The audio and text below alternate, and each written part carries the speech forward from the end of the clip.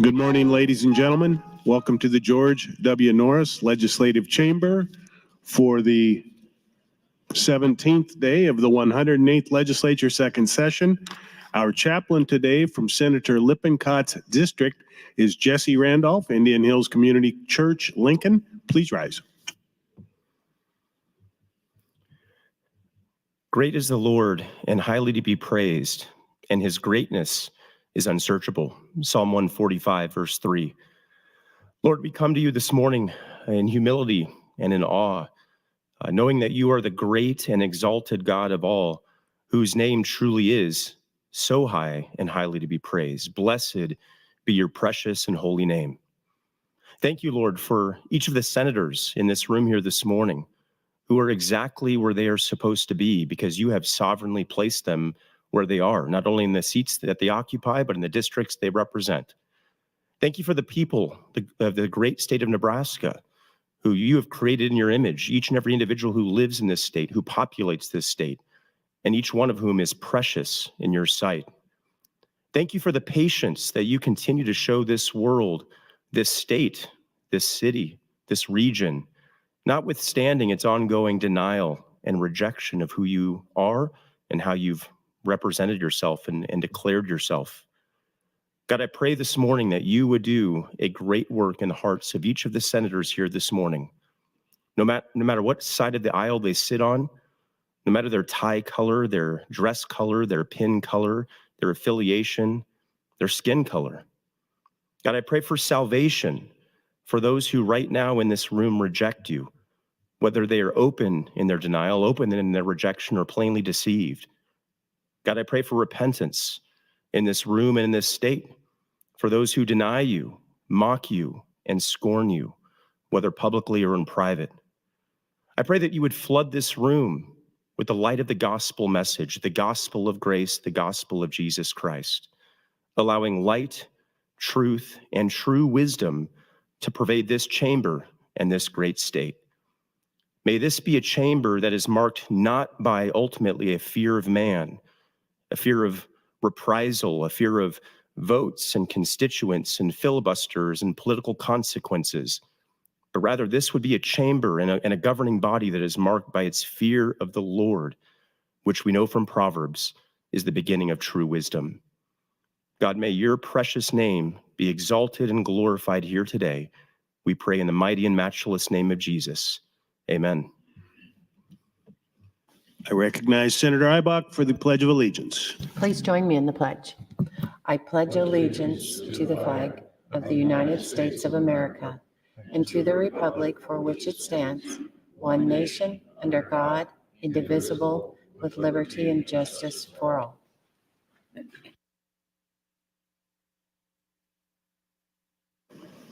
Thank you. I call to order the 17th day of the 108th Legislature, second session. Senators, please record your presence. Roll call.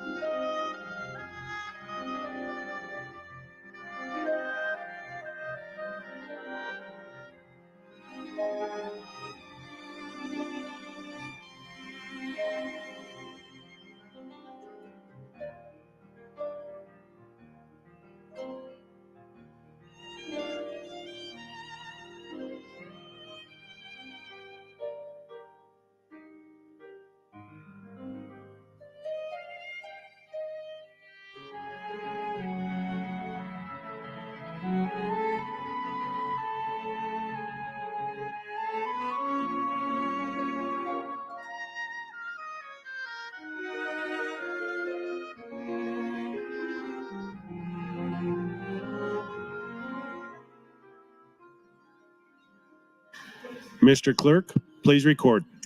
There's a quorum present, Mr. President. Thank you, Mr. Clerk. Are there any corrections for the journal? I have no corrections this morning. Are there any messages, reports, or announcements? There are, Mr. President. A reference report approved by the Referencing Committee concerning Ellen Hung to the Nebraska Investment Council. Additionally, your Committee on Enrollment Review reports Legislative 52A, 140A as correctly engrossed and placed on select file with ENR amendments. Additionally, Mr. President, Senator Raybould has selected LB 20 as her personal priority for the session. Senator Raybould, LB 20, personal priority. Report of registered lobbyists from January 25th, 2024 is available in the journal. Agency reports electronically filed with the Nebraska Legislature can be found on the legislature's website. That's all I have this time. Thank you, Mr. Clerk. The physician of the day is Dr. Lilia Cheraski of Omaha in Senator Michaela Kavanaugh's district. Please stand and be recognized by your Nebraska Legislature.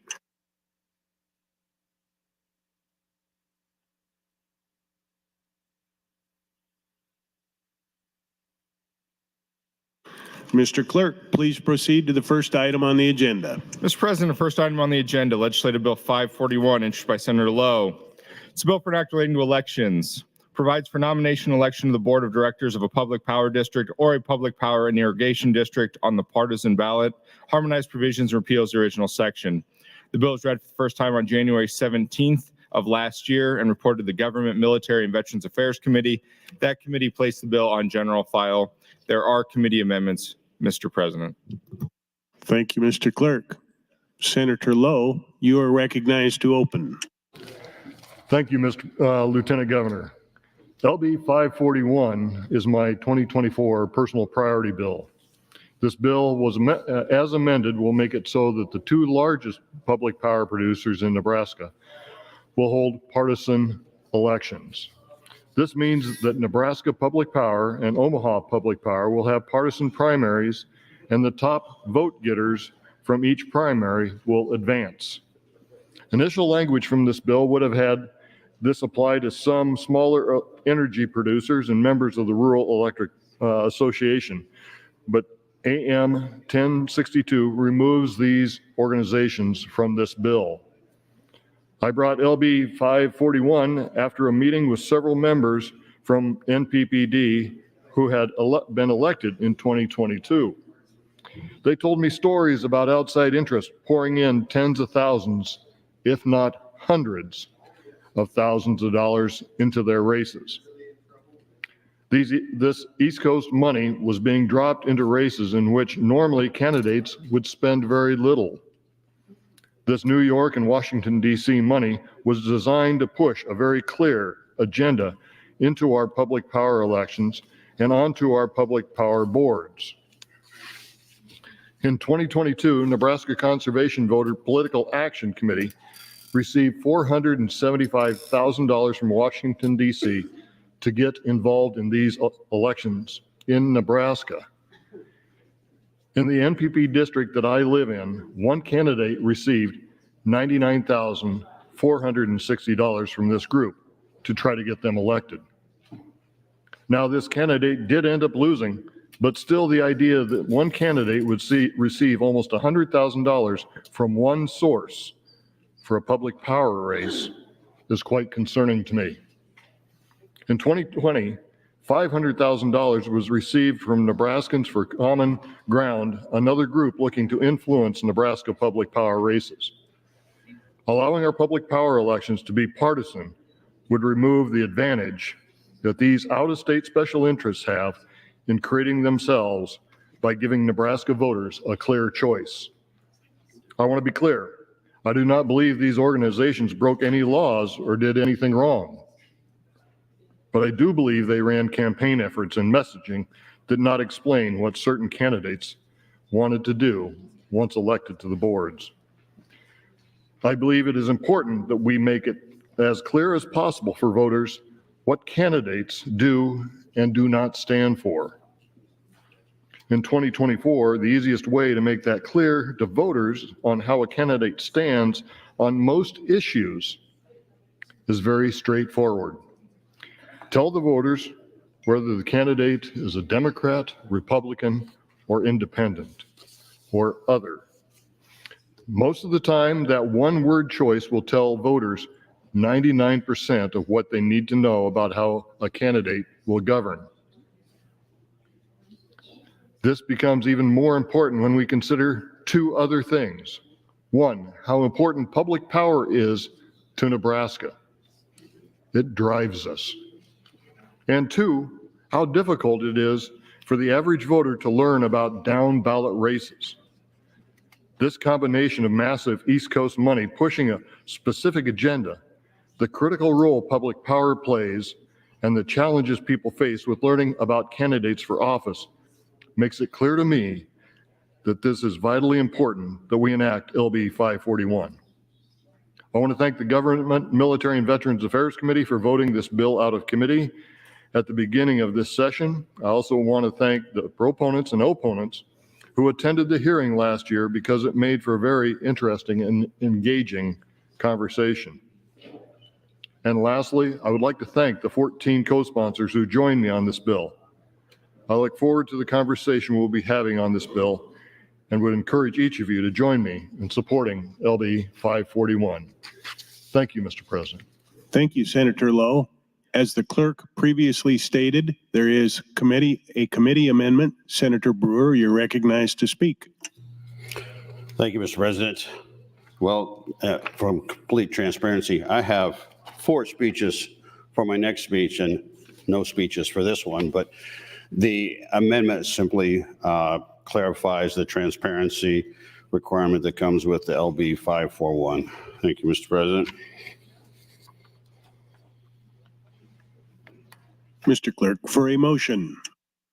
Mr. President, Senator Raybold moved to recommit the bill to committee. Senator Raybold, you're recognized to open. Thank you, Mr. President. Good morning, colleagues. Good morning, fellow Nebraskans. I stand in support of my motion of recommit to committee and stand in opposition to LB 548. I am a member of the Government, Military, and Veterans Affairs Committee where we discuss this lengthy issue. And we received a number of testimonies from a wide variety of citizens for whatever reasons that they came to discuss this matter. And it was very informative and very helpful in guiding the debate and discussion in the committee. And as somewhat new senator, what I've realized is, you know, we have a really long list of legislative bills that is before us today. And I'm sure that not a lot of my fellow colleagues have had time to dive into each and every one of them. But I just want to share with you, initially when this was first in our committee, we had 5 senators in support and 2 senators against, and then 1 senator was absent. And the number of individuals that appeared before our committee to discuss this, we had actually 3 proponents, and one of the proponents got a little bit sidetracked and got more focused on source code and election concerns. But those that spoke in opposition, there were more than 8 people who came, and there were more than 38 people who provided written comments in opposition. So I think it's important to take that into consideration. And another thing to consideration, you know, what is the problem we're trying to solve? Is there a problem right now? Is it pervasive? Is this going to make the elections better and more and safer? First of all, as a business person, I just don't consider providing affordable, reliable public power as a partisan issue. We all support affordable, reliable public power that has consistently been provided to our fellow Nebraskans, especially those in our ag community, some of the best rates in the entire country. And so those in the ag community have been leading the way on conservation for years. This is no surprise. I'm guessing some of the angst involving trying to take away nonpartisan races for public power districts and make them partisan has to look at more of the options available today than ever before. That is renewable energies. Having said that, it should come as no surprise to anyone in this body that there has been outside funding in recent years to elect candidates that support oil, coal, and gas industries. Likewise, there has been increased outside funding supporting renewables, such as wind and solar. This, to be honest with you, is nothing new in politics. And I know the person that spoke in support of this was someone who was new to politics, running for a public power district for the first time ever. And so it's not uncommon for new people to feel a little bit taken aback by some of the messaging out in politics. But it should come really as no surprise to anyone. However, Senator Lowe is correct. What is new is that we're seeing this being interjected, this outside funding itself, more in public power districts of all sizes and all revenue sources. The good news is, for all Nebraskans, is the boards that are elected remain grounded in their mission of delivering reliable and affordable public power throughout the state. To do so, these nonpartisan boards look to a healthy diversification of power sources from coal, natural gas, wind, solar, and other renewables that live up to their commitment of being able to deliver reliable and affordable public power. They run their boards like a business. And in any business situation, as a business owner, politics never gets involved. You look at the numbers, you look at the cost-benefit analysis. How is this going to benefit the individuals and ratepayers in my district? How do I balance this out? You know, many farmers and ranchers wholeheartedly embrace wind turbines, and in some cases solar, that provide a much-needed new revenue stream for them. And they continue to embrace this opportunity for their ranching operations and farming operations. In addition, counties also appreciate the additional property taxes that comes their way. And, you know, I think with ranchers, you know, I've seen photos of cattle just grazing right up to the wind turbine. So even though that the land is reserved for the wind turbine, that rancher can still use it for its full purpose. You know, the important thing to note is also that Nebraska is in the top 4 states in the entire United States with the greatest potential for wind generation. So it's no surprise that an increasing amount of investment and purchases of our ag land is done by foreign investors, because they recognize the value of our tremendous resource such as wind. And so I started to say, as a new senator, it's really challenging because sometimes I don't know the backstories on all these bills. But I did want to share some of the testimony provided by those that are experts in this field. I want to quote James Dukeshire.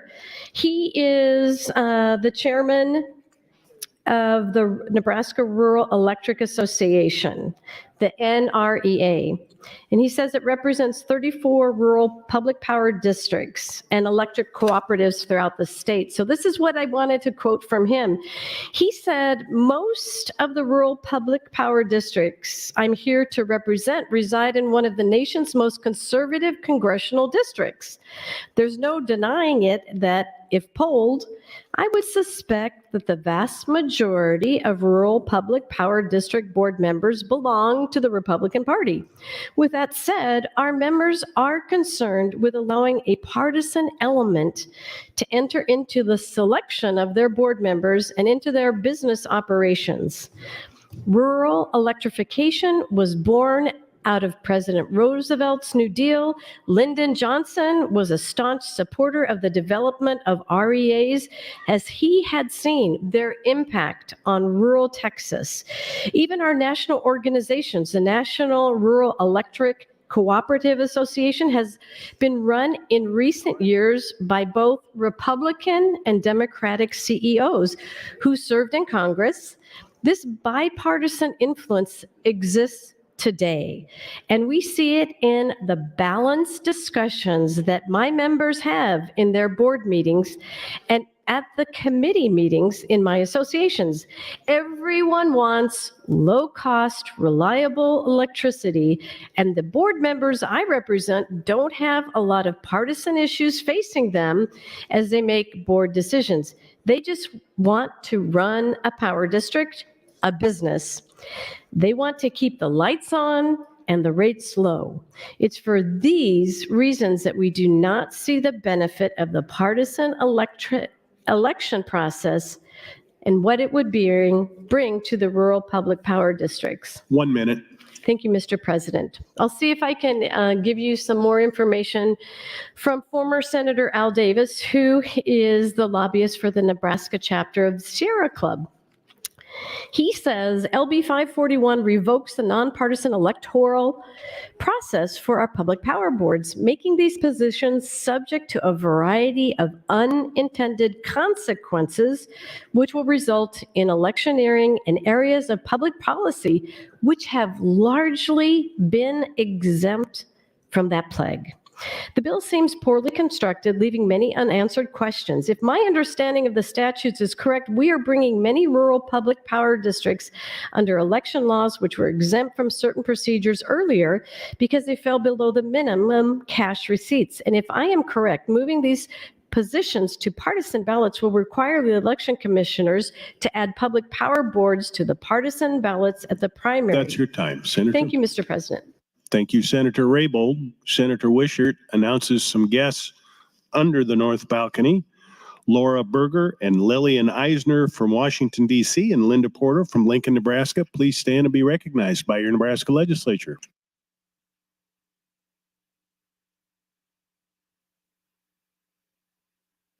Moving to the queue, Senator John Kavanaugh, you're recognized to speak. Thank you, Mr. President. Well, colleagues, I rise in support of Senator Raybold's motion to recommit and oppose to LB 541 and LB 541 as amended.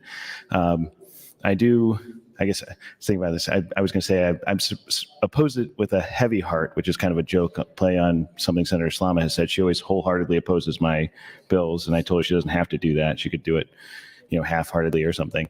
But I do, I oppose this idea, and I'll talk about a number of reasons why. But I've had a good working relationship with Senator Lowe over my 3 years here. I appreciate him as the chair of General Affairs, and he and I don't agree on a lot of issues philosophically and have been on opposite sides. But he's always a fun person to fight with. He's a fun person to work with, and we have a good time serving on General Affairs together. And so I do feel a little bad, I guess, about fighting against his priority bill in his last year in the legislature. So that said, I don't agree with this. I think this is a bad idea. I don't think that the people of Nebraska are looking for us to inject more partisanship into our governance. They're not looking for more partisanship in our elections either. And, there's the old saying, there's no Democrat or Republican way to, plow the streets or pick up garbage or, do any number of the sort of functionary parts of government. We do have partisan elections for, our ministerial functions, which I've brought bills to make fewer elections partisan. I brought a bill my first year to move all of our statewide elections to the nonpartisan ballot. I brought a constitutional amendment last year to do the same. And the reason I've done that is parties are, Senator Lowe talked about people rely on them for information to help them make their decisions, but they are not a part of our government. They should not be enshrined in statute. They should not be elevated to that level. The problems we see in places like Washington are as a result of our reliance on political parties for structure of our government.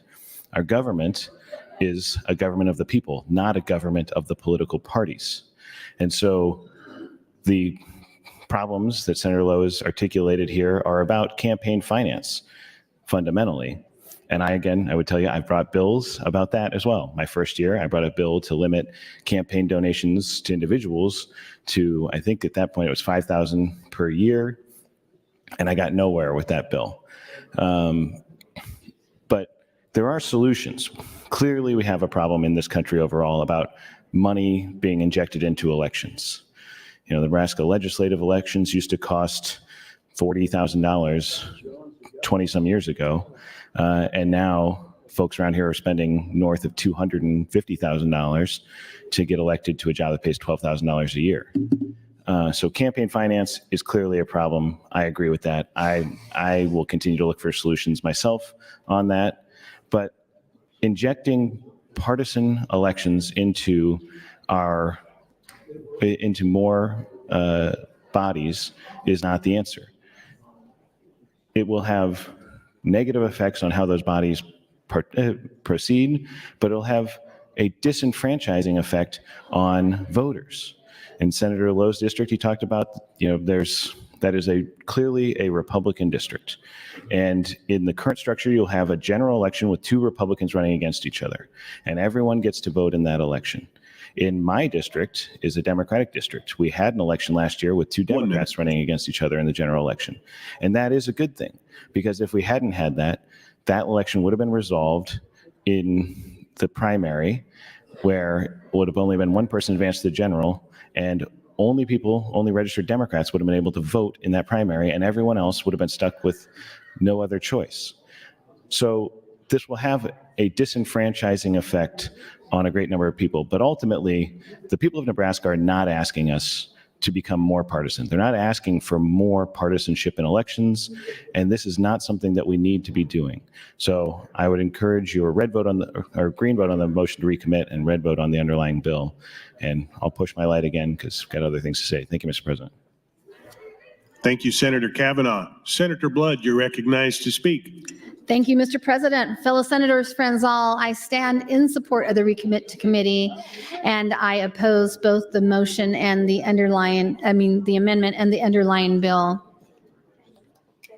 I always think it's so interesting how people flip words to try and create fear so you will support something. Because that's exactly what I just heard in Senator Lowe's introduction. And I mean this respectfully, Senator Lowe. There's a lot of people not listening to debate, and that's really unfortunate because there's so much more to this bill than I think you really understand. I think it's funny to hear the words East Coast money, like you should be scared of that. But we know darn good and well that people like Betsy DeVos, the Koch brothers, people from out of the state have influenced many elections and causes here in Nebraska. So I think it's the out-of-state money from whatever part of the country you're supposed to be scared of that comes up on the mic that they try and influence you on. So maybe it's like, ooh, that East Coast money or that money from Texas, and that's bad money, until it ends up in their coffers, until it ends up in their campaign funds.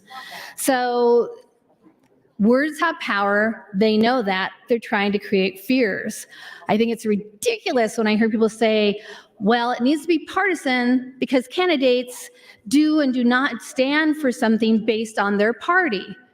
Well, that tells me that those candidates must be very gullible. They must be not capable of doing the job well if they can't think for themselves, because frankly, Senator Lowe, who's talking to a group of people, my party doesn't define me. Maybe I'm a unicorn in this body, but I don't need my party to tell me what I should believe and not believe. And if people define me by my party, that's just lazy. They should define me by my actions, by my veterans bill, by my bills for the most vulnerable. my bills to cut taxes that never seem to go anywhere because maybe they're too simple. But the thing that irks me the very most about this is that for the young people that follow the legislature, they're going to tell you they are sick and tired of the parties, and maybe that's why we're doing this. We seem to be wanting to go more partisan and giving the executive branch more power, by the way, and eliminating transparency, by the way, because we know what's going to happen in the next 8 to 10 years. And so some people are digging in their heels to make sure that they do stay strong and partisan and grasp for what they can, because they're going to lose it soon. Everything that Senator Lowe said this bill would bring is exactly the definition of nonpartisan democracy. Nonpartisan democracy means that you are judged on your merit and your qualifications, not defined by party, which supposedly, according to Senator Lowe, explains what you stand for. In this system, voters are encouraged to consider the candidates' policies, their ideas, and character, rather than party affiliation. And it's got advantages over the systems of party politics. One of the main advantages that I see is that it promotes political cooperation, hence the Nebraska Legislature and our one-house nonpartisan system that until recently actually worked really well. And we're starting to get back into our groove, so I respect that. Political candidates aren't beholden to any political party, and so they're free to work with other elected officials regardless of their political affiliation. Can I get the gavel, please? There's a bunch of noise behind me. This encourages collaboration and compromise. 1 minute. Which is crucial for a healthy democracy. And nonpartisan democracy encourages politicians to work together to find common ground rather than focus on advancing their own political agenda. Partisanship is not better for democracy. Nonpartisanship is. Creating fear by talking about things like East Coast money and saying that a person should be judged by their party tells everybody exactly what is wrong with democracy in the United States today and why we have so much hyper-partisanship. I will not support any bill that comes across this year that pushes us more towards that hyper-partisanship, because that is bad for Nebraska and that is bad for America. Thank you, Mr. President. Thank you, Senator Blood. Senator Erdman, you're recognized to speak. Thank you, Mr. President, and good morning. So here we are talking about those who seem to be on the losing side want to change the rules. So what we talk about here is partisan, nonpartisan, and there is no such thing in this body or in any of them. So perhaps we ought to change to being colors, blue and red, and maybe purple. If you get the gist of my point there. So I'm in favor of this bill. I'm not in favor of the recommit. I am in favor of the original bill. And I heard what Senator Raybould read about what James Dukeshire said. James, his relatives are my neighbors. Great people. James is a great guy. I appreciate it. He graduated with my children, my boys in Baird. And so I've known him for a long time. So I respect what James has to say. But what we do in Nebraska is we claim we're nonpartisan, and Senator Blood is all fired up about the fact that we are partisan and we should be nonpartisan. And I think Senator Holleran alluded to this point last week about his friend who had a cat that he called dog. No matter how many times he called that cat a dog, it was still a cat. And so we can stand up and say we want nonpartisanship and we're nonpartisan as a body, and we've always been partisan, we always will be. So if we're going to do this, let's just make partisan for everybody. Partisan for the legislature, all of the local units of government, the irrigation districts, the REA boards. Let's just do it all across the board. I support this, and if you have an opportunity to visit with Senator DeKay, and perhaps Senator DeKay will share with you what happened to him when he ran for NPPD board. you'll be able to understand this is real. What Senator Lowe has brought to us and the outside dark money, this is real. But those who, on the other side of this issue, are opposed to dark money, they're only opposed to it when it works against them. But when that dark money works in their favor, they're okay with it. And so we stand up on the floor here and we're talking about all of the righteous things we're going to do and how congenial we are and we get along. The point is today, on this motion right here, there's probably not a person in this room that's going to change their mind. So let's cut to the chase. Let's shut the lights off and let's vote. Let's figure out where it is. And once we've done that, we can move on, because you can filibuster this for 8 hours and not one person's going to change their mind. Thank you. Thank you, Senator Erdman. Senator Wayne, you're recognized to speak. Thank you, Mr. President. I'll yield my time to Senator Rabel. Senator Raybold, you have 4 minutes, 50 seconds. Thank you, Mr. President, and thank you, Senator Wayne.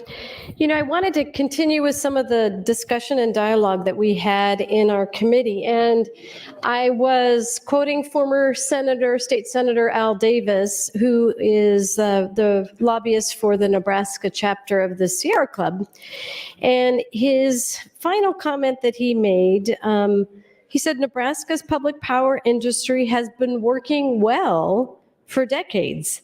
The objective to provide inexpensive power to all Nebraskans has been achieved by this innovative model, which has largely been exempt from the vicissitudes of politics until recently.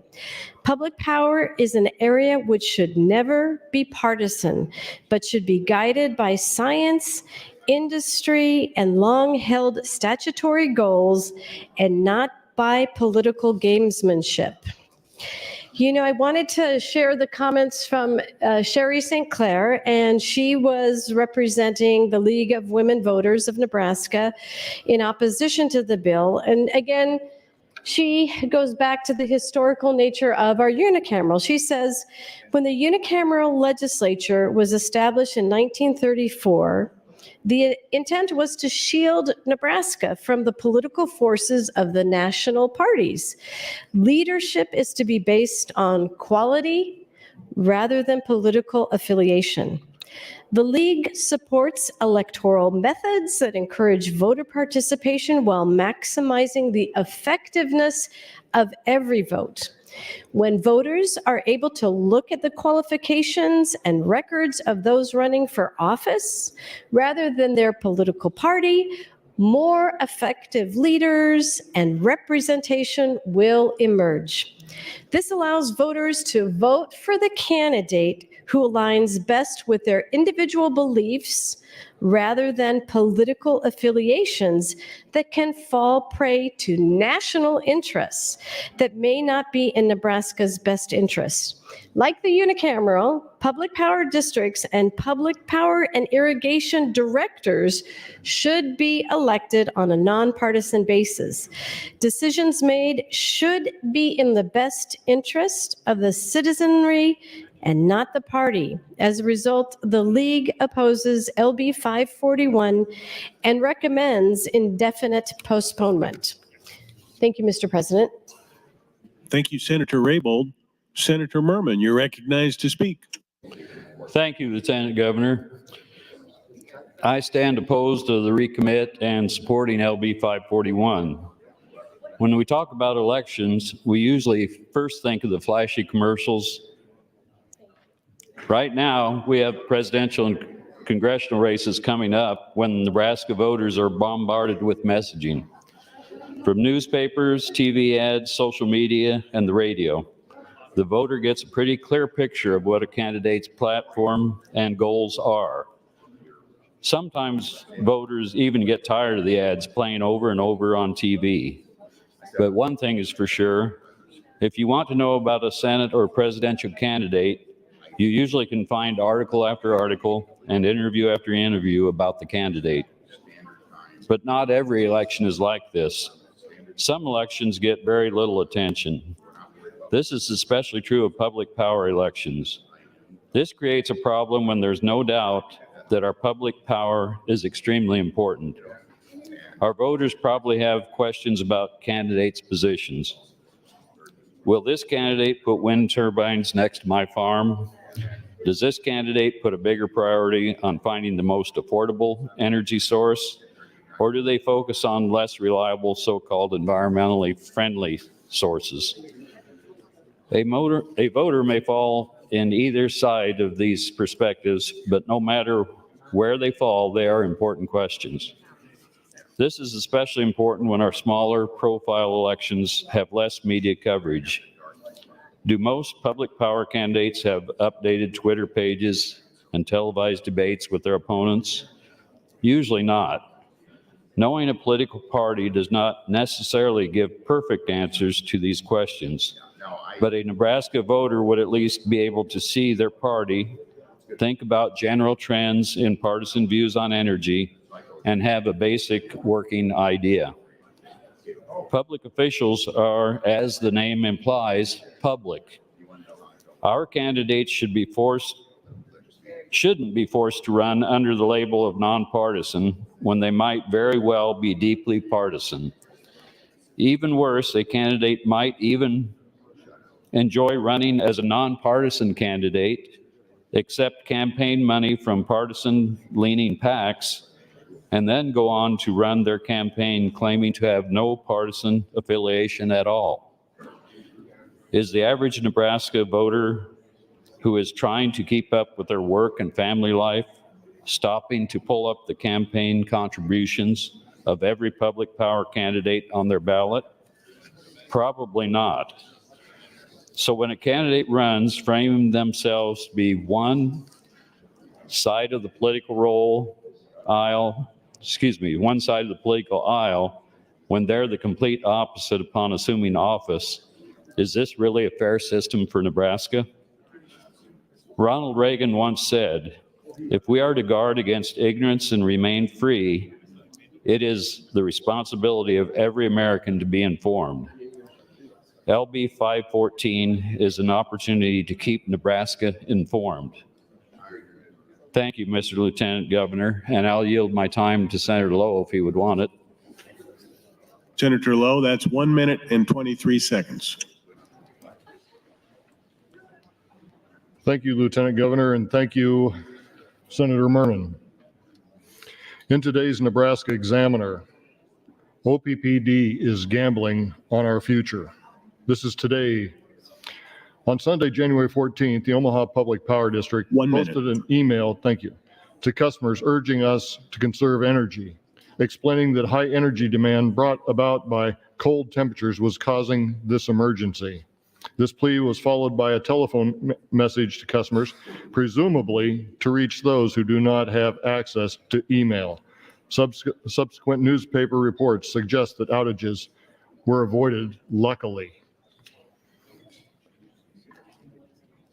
To meet Nebraska's economic growth, OPPD has added hundreds of megawatts of wind and solar power, presumably to meet the exclusive objective of environmentally sensitive energy. This is pushing for renewable energy has been responsible for concerns about warming climate, which some believe is a result of proliferation of fossil-fueled electricity over the past century. That's your time, Senator. Thank you. Thank you, Senator Lowe. Senator Hunt would like to announce a guest under the south balcony, Bobby Navarro of Atlanta, Georgia. Please stand and be recognized by your Nebraska legislature.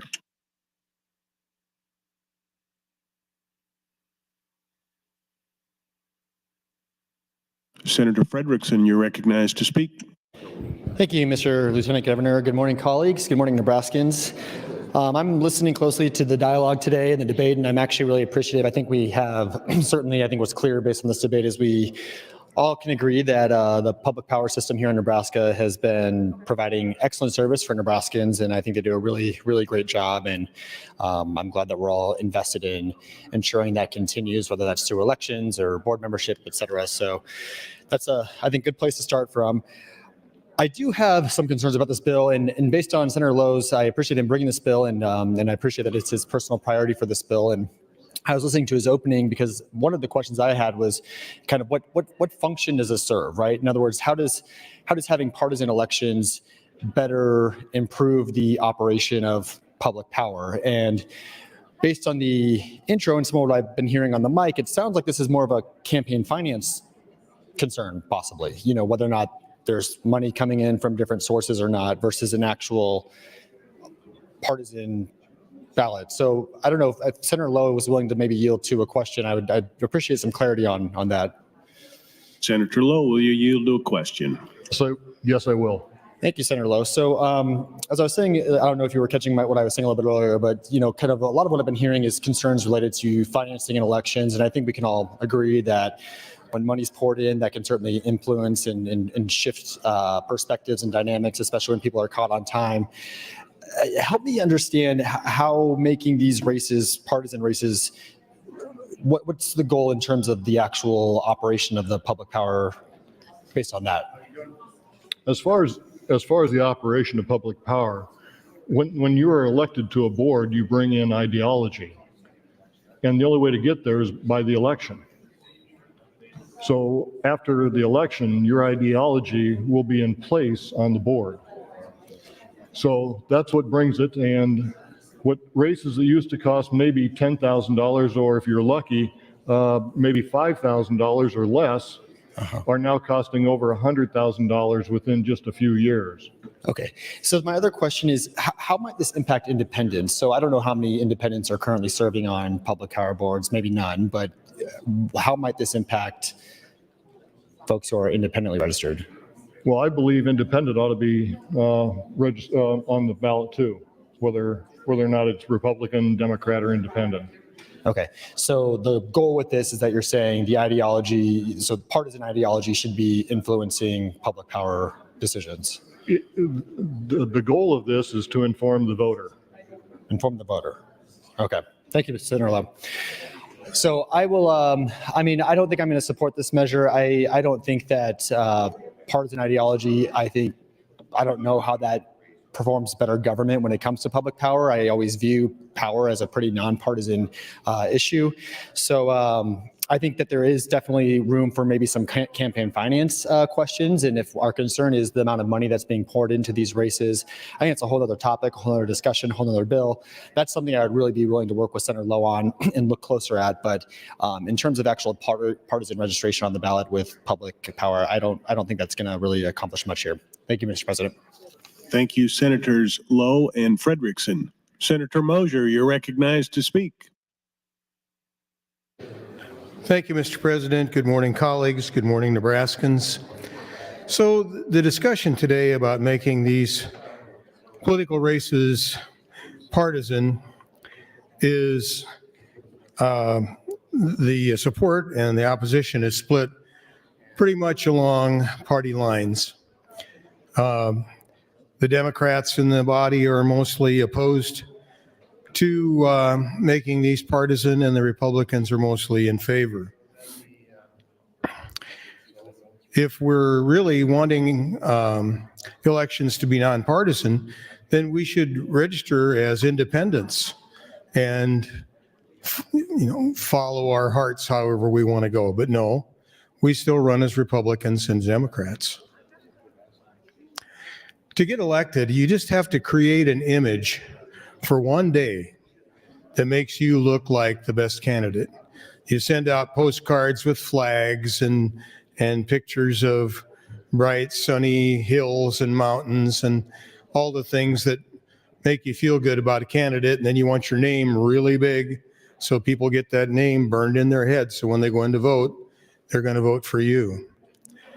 But if you're a Democrat and you had a Democrat on that postcard as your party affiliation, and if you're in a Republican area, which in most places in Nebraska, there's an edge for Republicans, it's a detriment.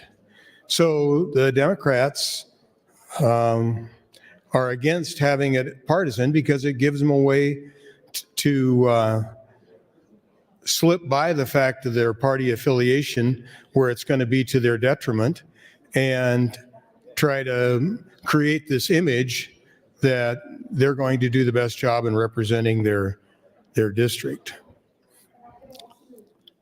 I think all the elections in Nebraska should be partisan.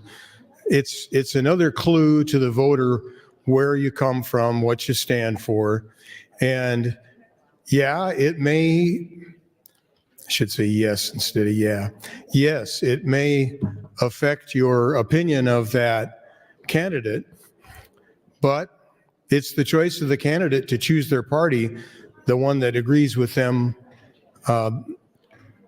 in most cases, and it's a clue to the voter who to support.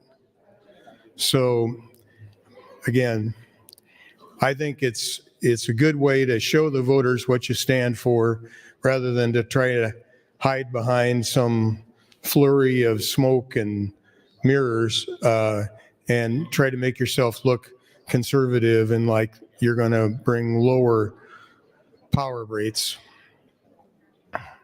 Thank you, Mr. President. Thank you, Senator Mosier. Senator Lowe, you're recognized to speak.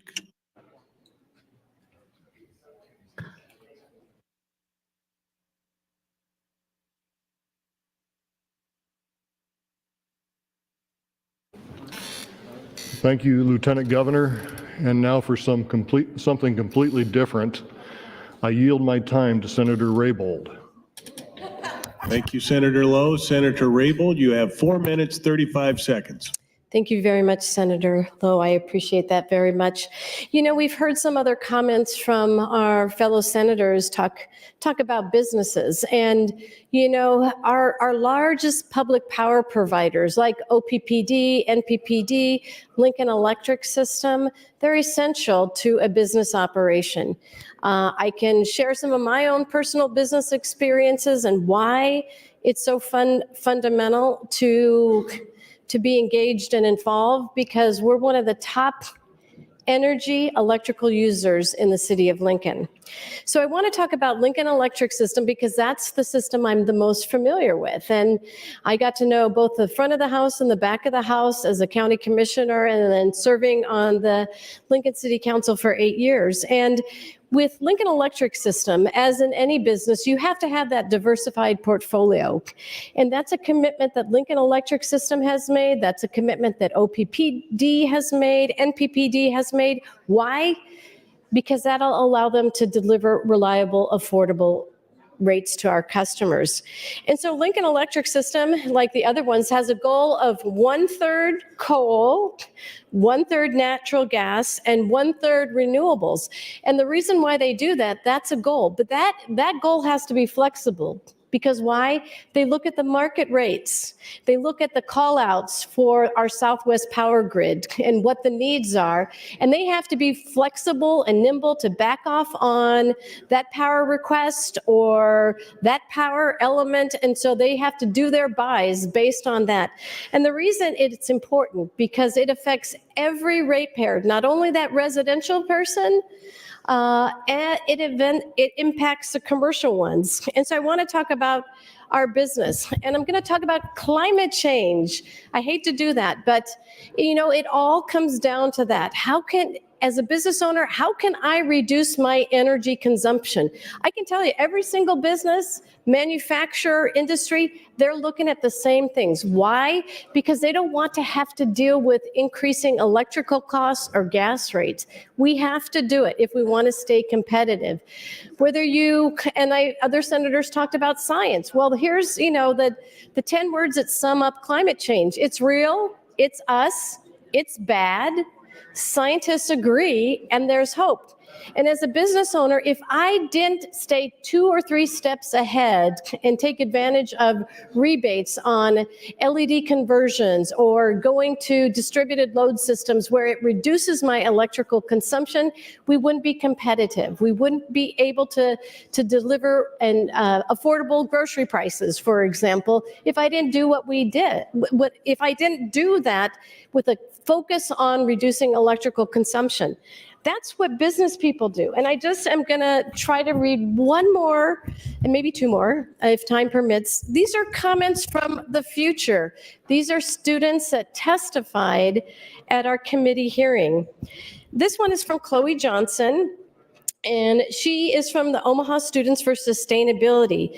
She said it was especially confusing to us why we would be adding partisanship to public power districts, as that seems, 1 minute. Thank you, Mr. President, especially dangerous.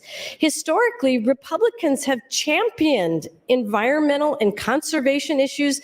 They've supported public parks. They've been a huge part of bringing recycling to much of the country.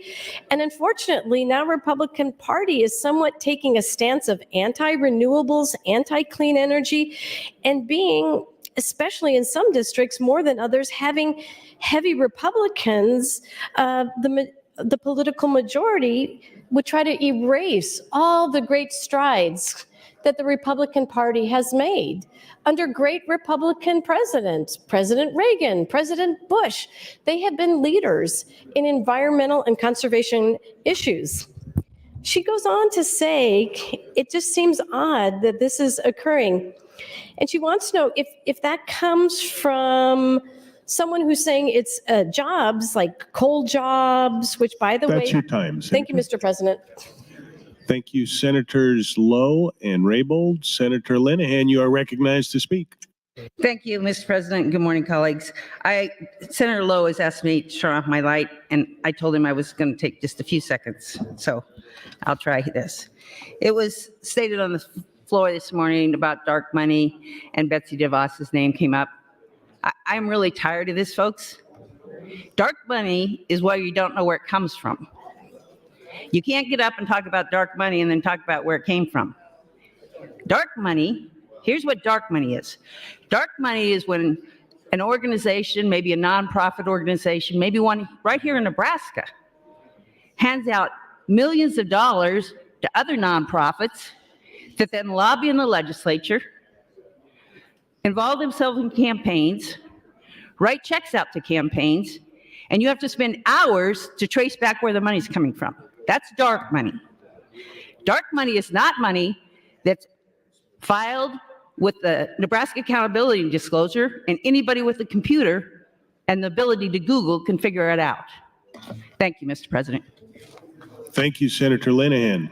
Senator Brewer, you're recognized to speak. Thank you, Mr. President. Well, I got in the queue because I owed you a speech. If you remember right, when it came up for AM 1062, I had 4 speeches, none of them for AM 1062. So I stand in opposition to MO 1777 and here to ask for your support on AM 1062 and on LB 541. The government committee heard Senator Lowe's bill on March 15th of last year. We had a number of testifiers. Based on the information we received, the committee voted the bill out with AM 1062.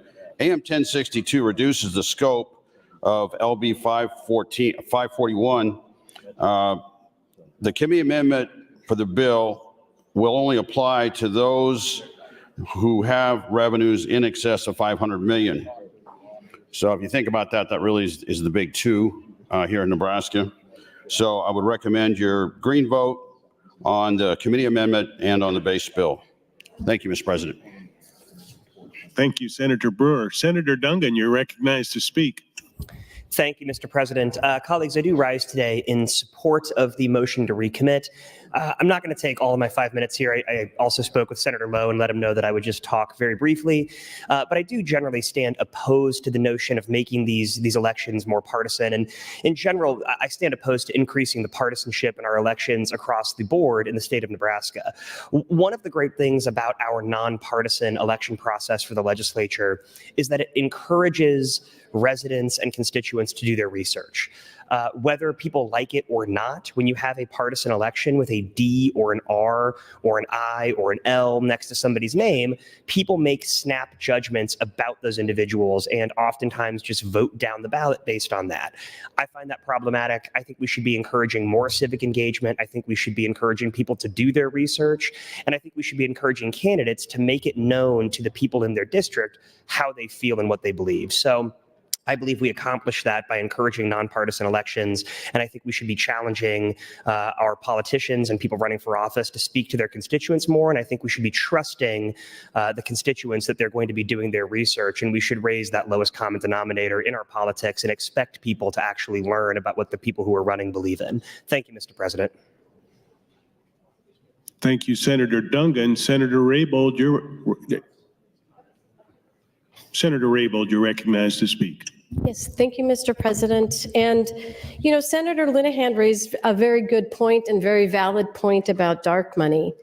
You know, I want to put in a plug that I have a number of campaign finance reform bills that I've introduced last year that are still in the government, military and veterans affair that really go to the heart of this. And you know, whether it's dark money or as transparent as you can possibly be with the Nebraska Accountability and Disclosure Commission, I mean, you just have to look at our most recent mayoral race in the city of Lincoln, where we had one U.S. senator, one corporation, and one family, you know, fund one candidate the majority of their campaign finance. So we know that's a problem. There is no denying that whatsoever.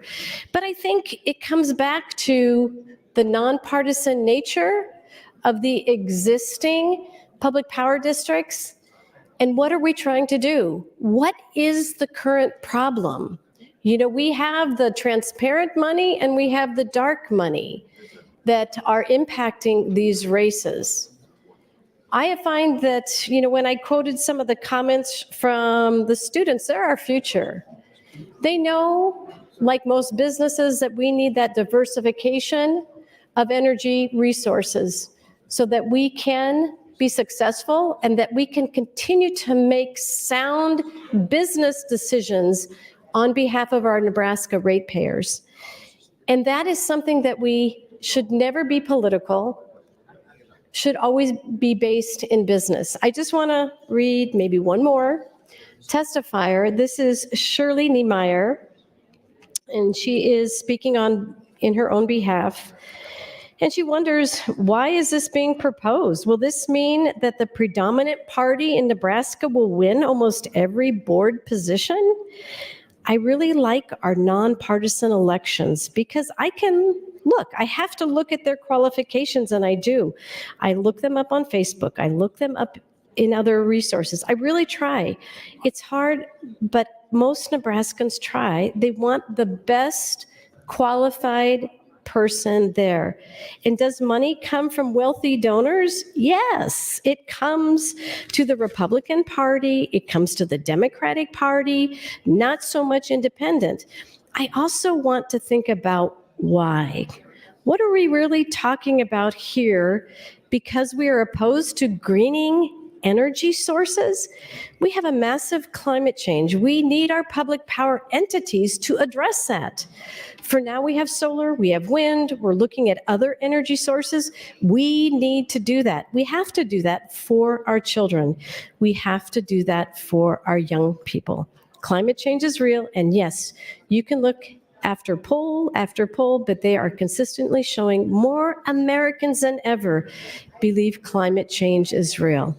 And if you look at what's happening in Nebraska and to some of the Nebraska farmers, to the flooding, to the snow events, that should be a clue that it's really happening here. Thank you, Mr. President. Thank you, Senator Raybold. Senator Blood, you are recognized to speak. Thank you, Mr. President. Fellow Senators, friends all, I first want to say a formal apology to my peer, Senator Linehan. If I did say dark money and the word DeVos, that was not my intent. It's when we were talking about East Coast money and how money comes in from all over. So I wanted to say a formal apology. So I also want to remind Senator Lowe that the Supreme Court decision, Citizens United, which we're all familiar with, and people were really happy about in Nebraska because they could pump more money into campaigns, that it's already been decided that it equates that political donations is the same as free speech. So now we're trying to change a policy to take away somebody's right to free speech. And I find that concerning. I want to tell you, excuse me, why I think nonpartisan democracy is so important. It really does place the power in the hands of the people. Elected officials, I believe, are more accountable to their constituents, and they're not beholden to any particular party. You know, if you don't believe that nonpartisanship is important when it comes to democracy and policymaking, look at this body. As dysfunctional as our family was in this body last year, yes, still passed 291 bills. Now look at the partisan Congress. This last year, they passed 27 bills, and they are on record right now as being one of the worst bodies in recent memory. I can't stress enough how important it is to leave things be. I always think it's interesting. I think I'm going to create a drinking game because every time I get excited about an issue, which I always get excited when it comes to democracy, Senator Erdman loves to talk about me being fired up. I think if I go through the transcripts, I'm going to find it multiple times, and we're just going to have to create a drinking game on that. So I also believe that nonpartisan democracy takes the power away from political parties and they give it to the people. And the reason that people want to change that is because they want the parties, you notice I say it with an S, to have more power. And that is not something that I personally support. And I think you just have to look at how toxic it is right now in the United States, is that it's a prime example of the problems with our current system of party politics. We're a highly polarized political environment with political parties that are starting to define themselves by their opposition. And I got like a really mean email on that after I talked the first time. I think it's bizarre that we are so willing to pigeonhole people based on their party, instead of asking them why they believe what they believe and why they happen to belong or not belong to a party. Nonpartisans will often tell you that they don't want to be beholden to any party, and that's why they're nonpartisan.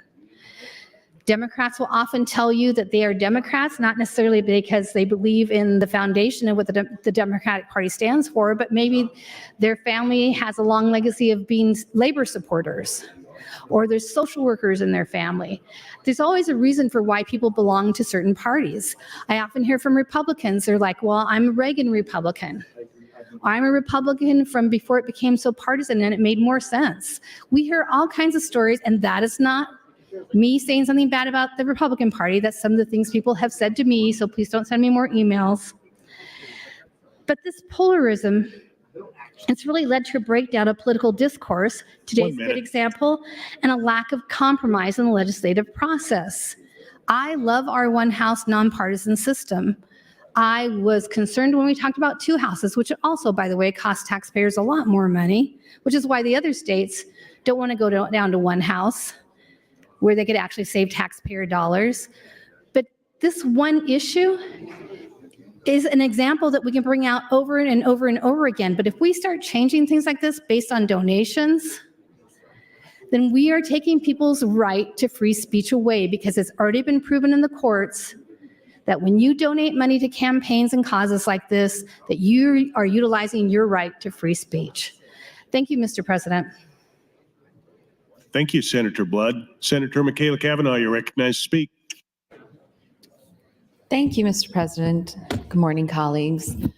I stand in opposition to LB 541 AM 1062 and in support of motion 1177. Kind of continuing some of what Senator Blood was saying about political party and why you might belong to one political party or another. This morning, it was said, and I apologize, I don't recall who said it on the mic, but that you can glean 99% of what you need to know about a candidate based on their political party. And I would very much like to push back on that notion. I don't think you can glean 99% of my views based on my party registration. First of all, you're forced to register as something in order to vote. So you have to pick, and you just pick whatever you feel most aligns with you. But I have different views than my colleague, Senator Walz, on reproductive health. And we are in the same political party. And Senator McDonald, we're in the same political party. I have the same views with former Senator John McCollister, and we're in different political parties. I have extraordinarily, kind of freakishly similar views on fiscal accountability with Senator Reapy, and we are in different political parties. So that, I don't think, is a very good argument for why to have a political party on a ballot. Everything is issue by issue, or it should be. And when it comes to a particular office that you might be running for, like public power, I don't know what your views on traditional things like tax incentives and reproductive health have to do with whether or not you're going to be representative of my views on public power. Maybe tax incentives, maybe, but I don't think the political party should be a litmus test that we add to the ballot. I actually think we should be removing that from the ballot, because that's part of what makes Nebraska so unique. And it's our ability to work together and not work in these siloed caucuses by party. And I've always appreciated that about our body. I did work for the federal government when I was right out of college. I worked in Senator Ben Nelson's office. And so I have experience, not as much as she's just walking by. Senator Linehan has way more experience in federal government than I do. But I do have some experience in federal government and how that system works, or I think it's better to say does not. And I think it's fair to say that Nebraska and the legislature does not want to become Washington, D.C. We don't want to become that level of dysfunction. We all have things that we work well on, and we have things that we don't work well on together. And it would be detrimental to what makes Nebraska special to polarize and politicize these things further than they already are. I also would say when I first ran— 1 minute. I was running in a Republican district, and my political party, by this logic, should mean that I shouldn't be here today. But I firmly believe that being transparent and communicative about my values and my stances on things, not my political party, is why the people of District 6 sent me here in the first place. And I hold that in my heart every single day, because I may be a registered Democrat, but I am a legislator for the District 6 of Nebraska first and foremost, and my political party does not dictate my votes or how I legislate. And so I think that we should really take this consideration. Senator. Thank you, Mr. President. Thank you, Senator Kavanaugh. Senator Decay, you're recognized to speak. Thank you, Mr. President. I rise to support LB 541 and AM 1062 and to oppose 1177. being a farmer / rancher and a product of these elections and being impacted by the amount of funds coming into the state from special interest groups from outside that have control over our public power boards ranging from the generation, transmission, and to distribution is a little troublesome to me. These groups have never approached me, asked me what my views were on generation. They opposed me because of my party affiliation. These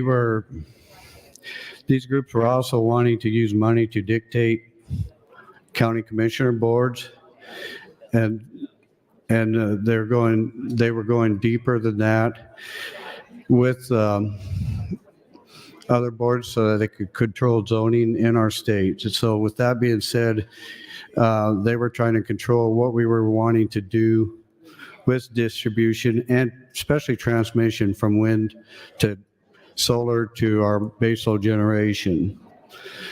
I had always run my races with a nonpartisan message, but with any campaign, there would always be the question, are you Republican or Democrat? I would bet there isn't anyone in this body that hasn't been asked that question during their campaign cycle. My question to that is, why don't we take that question off the board? And I support what I told you earlier on LB 541, 1062. Thank you. Thank you, Senator Decay. Seeing no one else in the queue, Senator Raybold, you're recognized to close on the motion to recommit. Thank you, Mr. President. I do want to say a special thank you to Senator Lowe. You were very kind and very gracious, and I hope to be able to reciprocate as we go through more bills. I want to tell you that Senator Decay, Senator Blood, Senator Linehan hit the nail on the head solidly. What is the problem that we're trying to correct? Dark money, transparent, partisan money funneling in from national organizations. Bingo, that's it. That is the problem. The bill before us, LB 541, that's not the answer. That's not the solution to the problem we're facing. But I do want to thank my colleagues' comments because, and I really appreciate the dialogue and the debate that took place. And then I want to give another pitch for some of the campaign finance reform bills I have in government, military, and veterans affairs that speak to the heart of this matter that we have been debating today. So thank you all very much. You know, I want to just bounce right back to business. I'm a business owner, and I do not want government mandating and telling me how to run my business. I don't want them to talk to me about renewable energies, and there's a reason why. I'm way ahead of them. I am like 10 steps ahead of them. And the reason why, I have to be. If I want to be competitive in the business I am, I have to do everything that I can to reduce my carbon footprint, more importantly, to reduce my electrical bill. And you know what? I want people like me elected to all the public power boards because you know what? I look at numbers. I do not care what party elected you. If you can't read a spreadsheet, you have no business being on a public power board. If you get elected to a public power board, you better understand the diversification of your energy sources, whether they're renewable or whether they're coal or natural gas. You have an obligation. You have to deliver reliable and dependable power. And you know what? Our state is great because we have done nonpartisan elections all up and down from the rural electric entities all the way up to the bigger guys like NPPD and OPPD and LES. That's the way it should be. That's how we maintain our commitment on delivering reliable, dependable power. I don't care. You know, I would like more farmers and ranchers. They get it. They understand that renewables, wind turbines, and solar panels on sections that they can't farm anyway, that brings in dollars to their families and allows them to continue what they do for generations to come. So I ask everybody, please kindly vote to recommit to committee. Look at my campaign finance reform bills, and let's hope you don't support LB 541. Thank you all for a great discussion. Thank you, Senator Raybold. Members, the question is the motion to recommit to committee. All those in favor, vote aye. All those opposed, vote nay.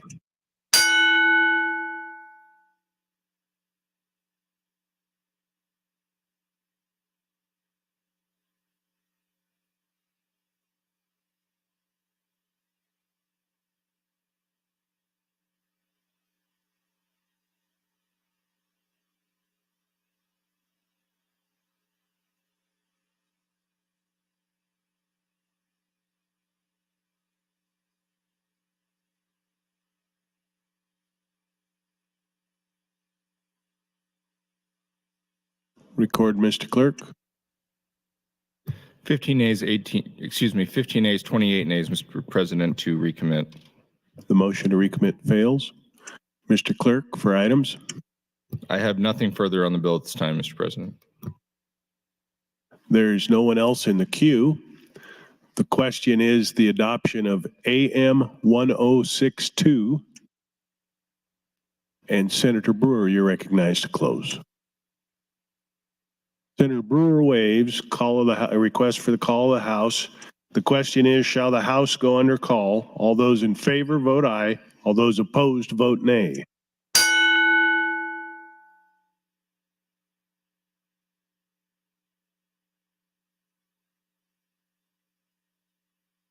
Record, Mr. Clerk. 36 ayes, 4 nays, placed House under call. The House is under call. Senators, please record your presence. Those unexcused senators outside the chamber, please return to the chamber and record your presence. All unauthorized personnel, please leave the floor. The House is under call.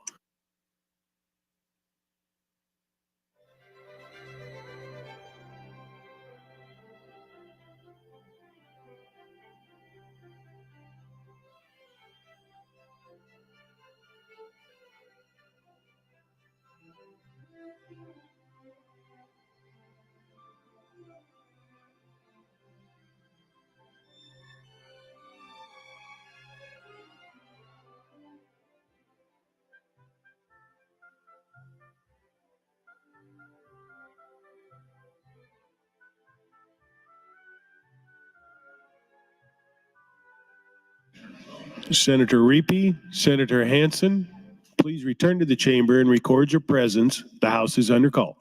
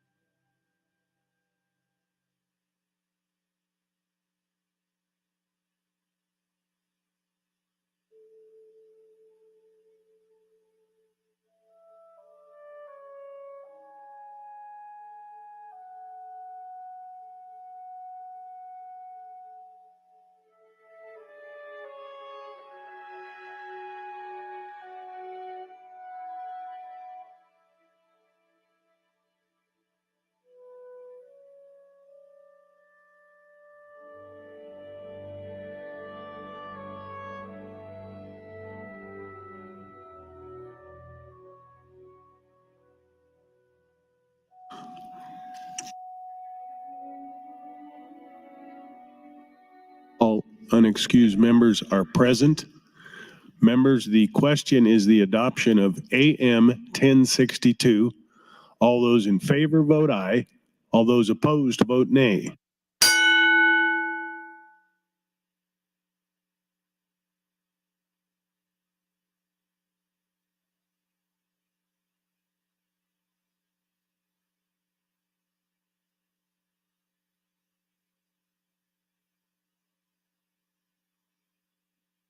Record, Mr. Clerk.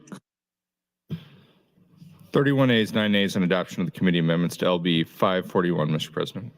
AM 1062 is adopted. I raise the call.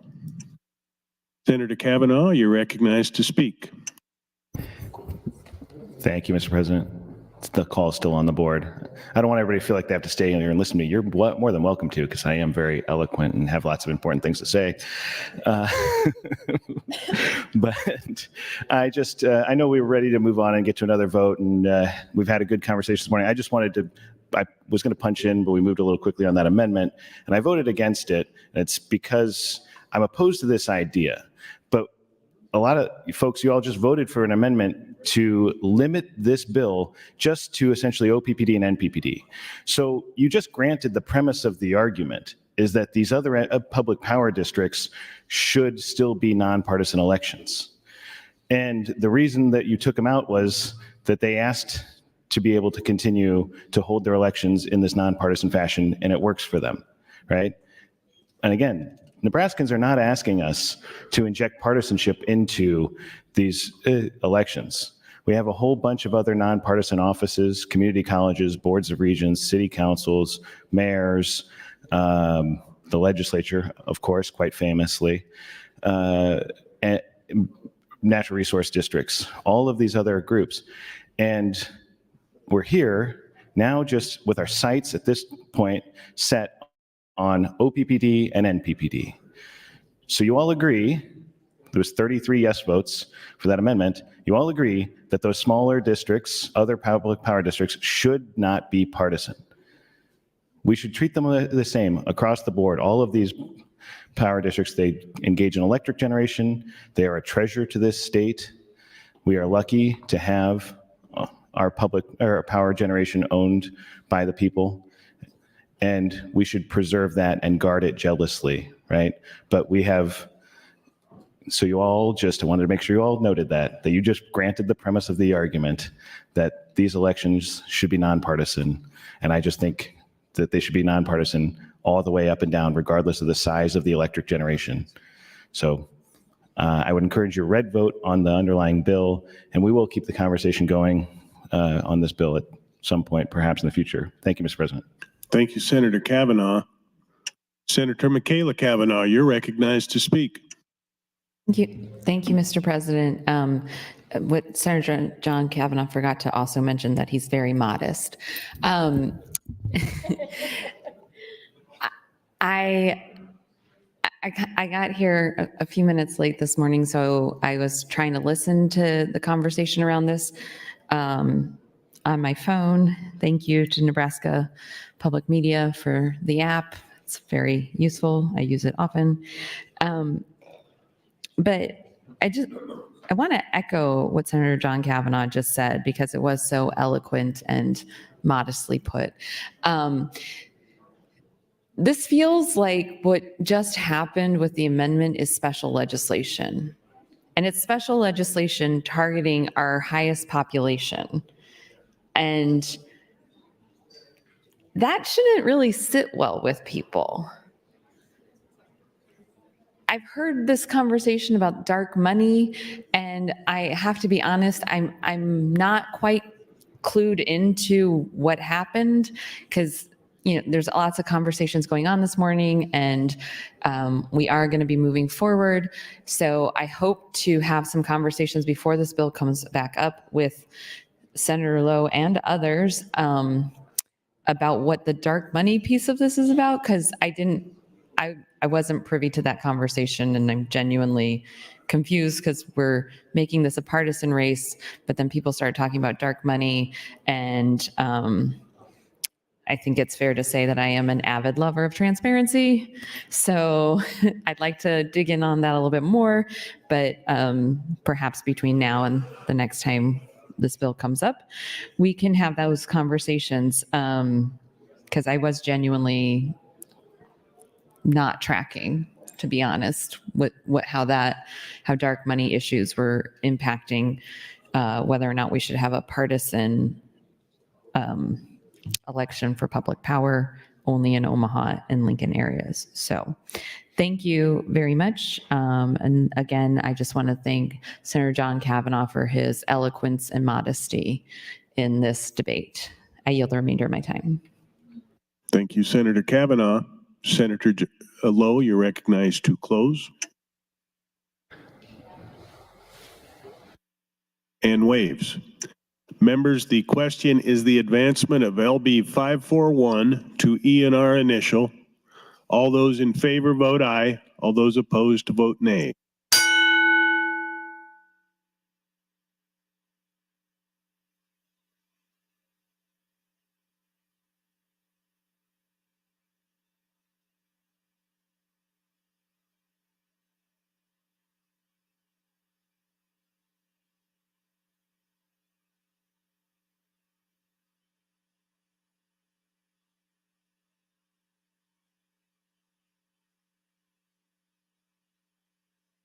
Record, Mr. Clerk.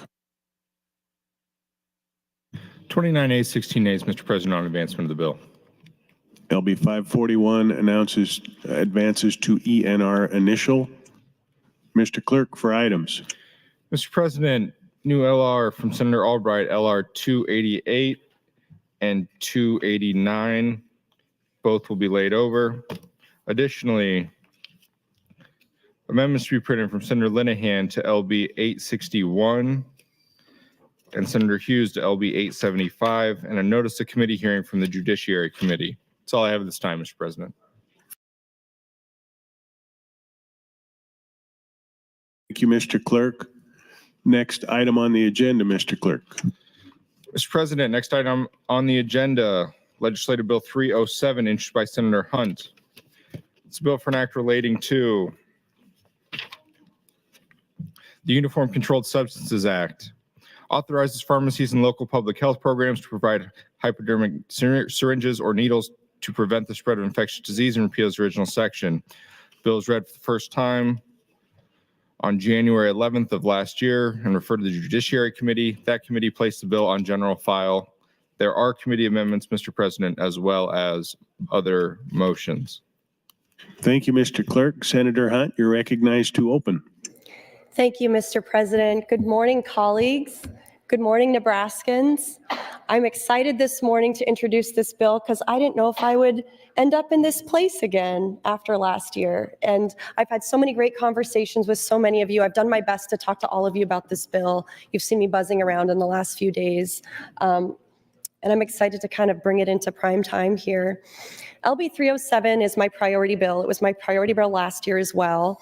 And what it does is it removes an existing statutory barrier to allow for the potential creation of syringe service programs in Nebraska.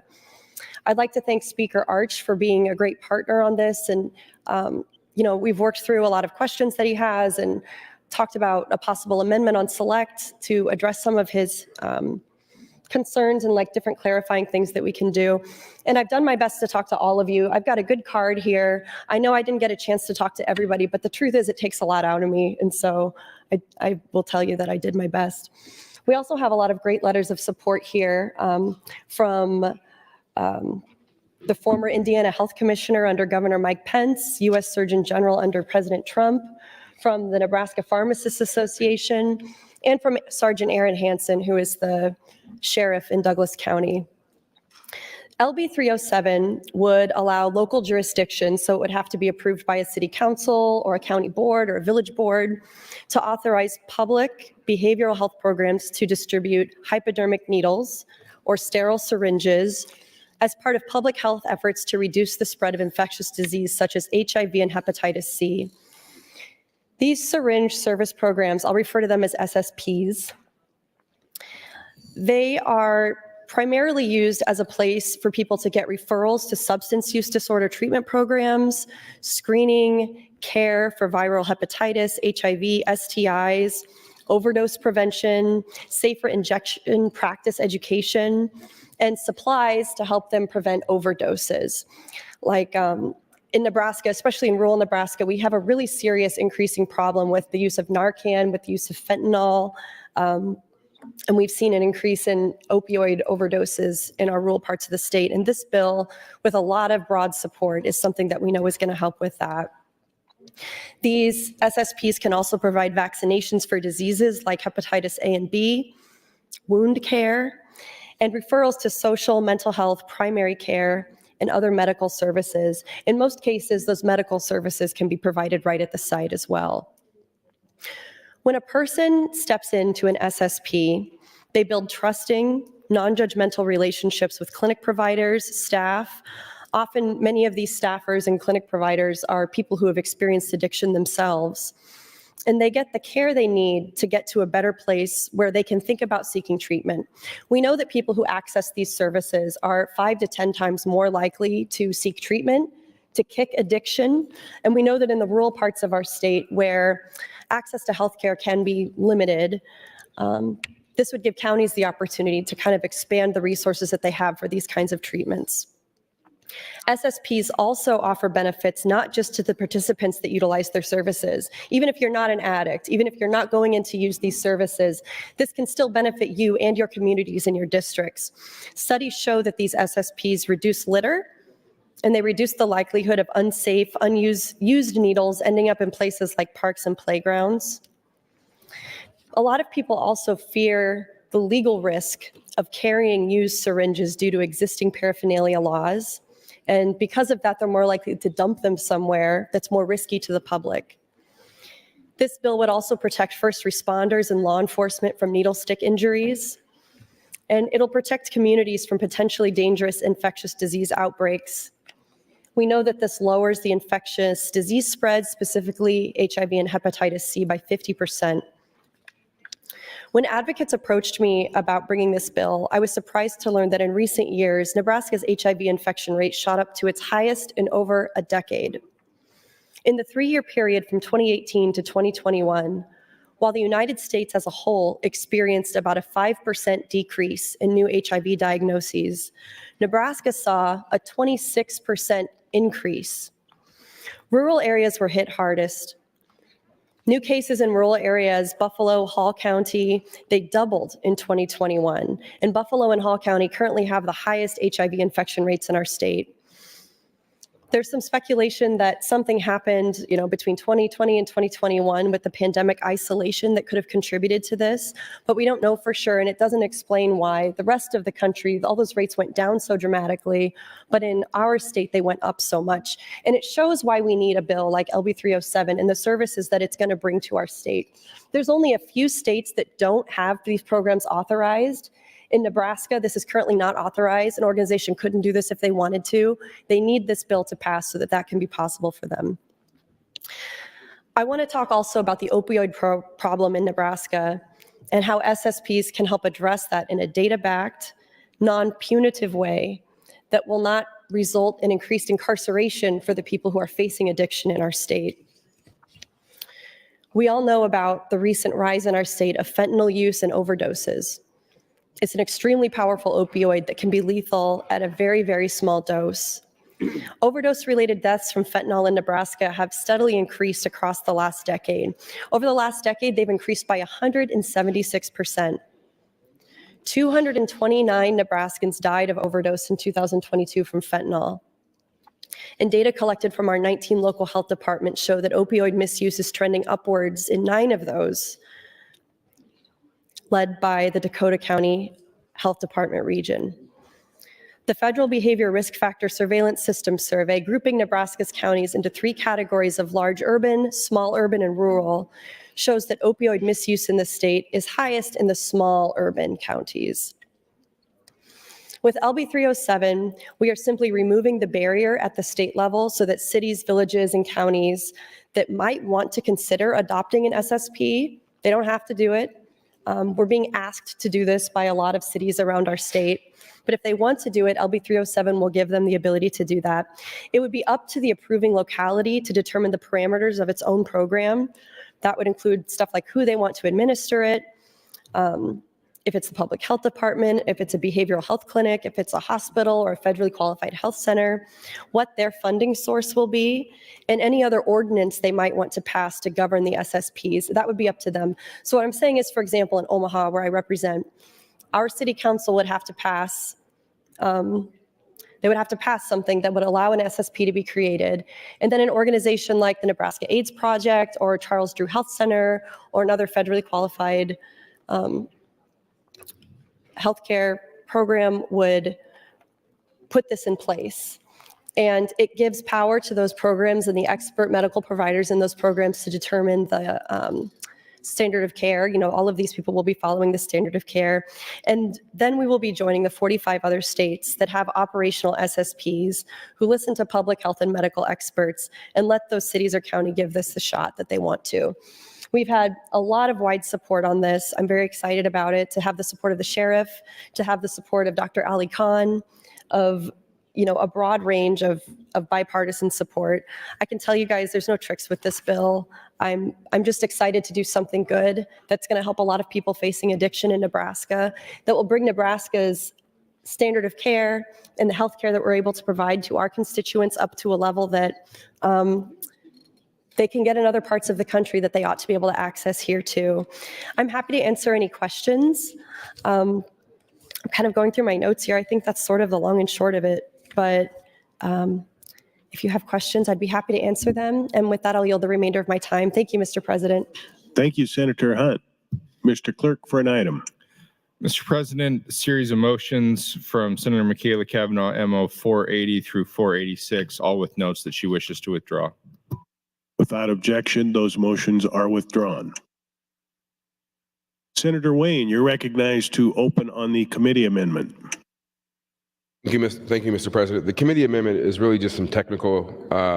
So we added the intent to deliver wouldn't be a violation. So it's just making harmonizing where the statute is going to make sure it fits all the other areas of the criminal code. It came out 7-1, and that was only because Senator Geis at the time was not present. This had broad range of support. If anybody knows Sheriff Hansen in Omaha, he definitely was supporting this idea after doing tons of research on it and seeing it successful in other areas. And so that's why it came out of the committee. It would have came out 8-0. There was no objection at the time from Senator Geis. She was just not present. And we were trying to move this to the floor as soon as possible for Senator Hunt to have this discussed. So with that, I would ask for a green vote on AM 361 and then the underlining bill. Thank you, Mr. President. Thank you, Senator Wayne. Moving to the queue, Senator Holcroft, you are recognized to speak. Thank you, Mr. President. Yes, and I, as a member of the Judiciary Committee, I was one of those who advanced this to the general file. And as Senator Wayne already mentioned, it was largely due to the support of Aaron Hansen, the Douglas County Sheriff. He provided a letter which I'd like to read because it outlines a lot of the reasons why I'm supporting this bill. And again, it was from Sheriff Hansen to the Judiciary Committee. He starts off, he's got bullet points through here, so I'll try to read them as best I can. A smart balance of harm reduction efforts, rehabilitation, and enforcement efforts are in order. My initial thoughts on LB 307 were met with skepticism. Historically, too many communities across our nation fundamentally sanction illicit drug use and exacerbate the problem. I would never support such a concept, and it is my understanding that LB 307 does not ensure that. LB 307 does not go that far, and thus it allows me to take a position of support.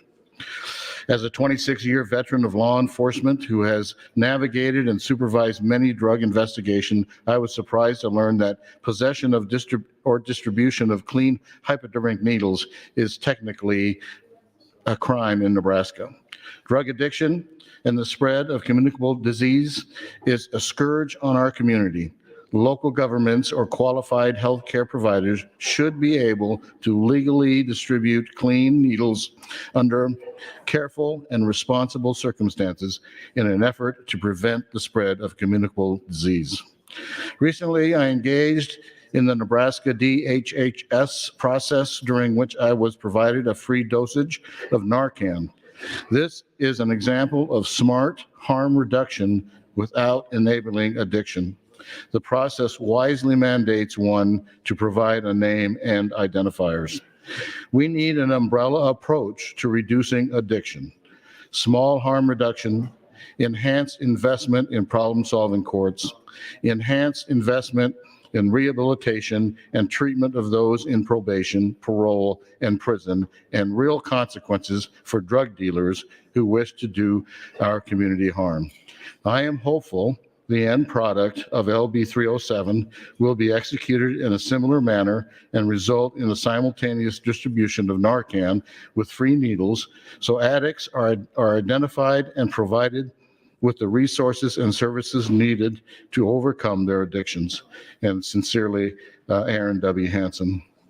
Also, I would also emphasize what Senator Hunt mentioned, that this still requires, even though we passed this bill, this still requires approval by the city, village, or county in which it's to be administered, and it will be administered from a healthcare facility. So, we're still leaving the decision ultimately up to these communities involved.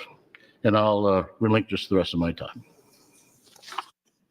Thank you, Senator Holcroft. Senator Arch, you are recognized to speak.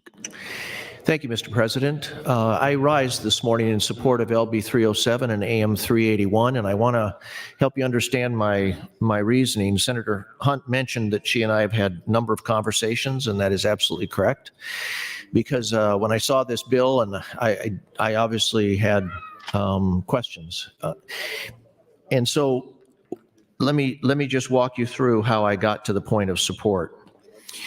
The CDC has published a couple of FAQs and information on SSPs and their evidence for some of the questions I think that are on all of our minds. One, first of all, the obvious question is, well, doing this, is this going to increase drug use? Is this actually a way of increasing our societal problem with drug use? The evidence, and they cite a couple of research papers in here, the evidence says no. The evidence says no. The evidence isn't there for increase in drug use or increase in crime. And I appreciate Sheriff Hansen's thoughtful response here.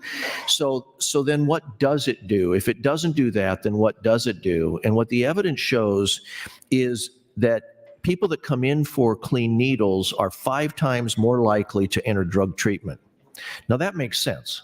Because how do you get somebody that is struggling with drug addiction and intravenous drug addiction in particular, how do you get them in front of somebody that can help them? And this is one gate into that process where drug treatment can become available to them. Not only drug treatment, but IV use of illegal drugs is also associated with wounds, with sores. And how do you get them so that can be taken care of? So this, I say this is entering of drug treatment, the treatment of treatment care for wounds and those types of things, obviously is a big benefit to the individual and a big benefit to society as well. 50% reduction in HIV, the spread of HIV and Hep C. Big issues, intravenous drug use and the spreading of communicable diseases. So I think that the evidence is there. I read Dr. Kahn's letter from the University of Nebraska Medical Center, strong support, again, citing some of the CDC evidence, but also some personal perspective on the spread of communicable diseases. Again, this is not a mandate. It doesn't require any what is called local jurisdiction to offer an SSP, but it is available to them.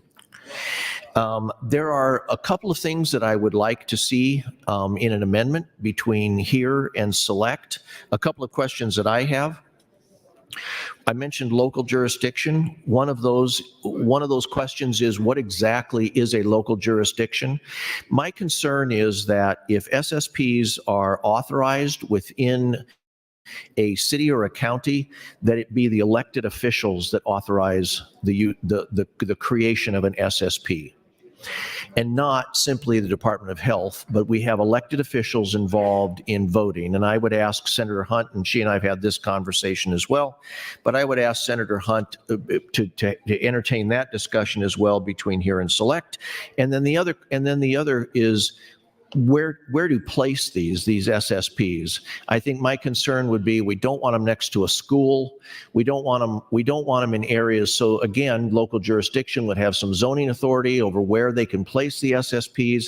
And I think that should be a consideration. So Senator Hunt, it's just a quick question. Would you be willing to have those discussions for an amendment between here and select? Senator Hunt, you yield to a question. Yes. Yes. All right. Speaker Archie, I think that your concerns are just sort of clarifying the intent of the bill, and I'm happy to do that. Thank you. Thank you. I see this as dealing with reality. We have an issue. And while we would all like to see drug abuse completely go away, I don't think this increases the issue. I don't think it encourages drug use. And I think that it actually helps with this spread of communicable disease. The other thing that gives me some satisfaction is we're not the first. Senator Hunt, in her opening remarks, said 45 other states have authorized SSPs. We could be the 46th, and I think it makes sense. I think we're dealing with reality. Thank you, Mr. President. Thank you, Speaker Arch and Senator Hunt. Senator McDonald, you're recognized to speak. 17 by. Thank you, Mr. President. Good morning, colleagues.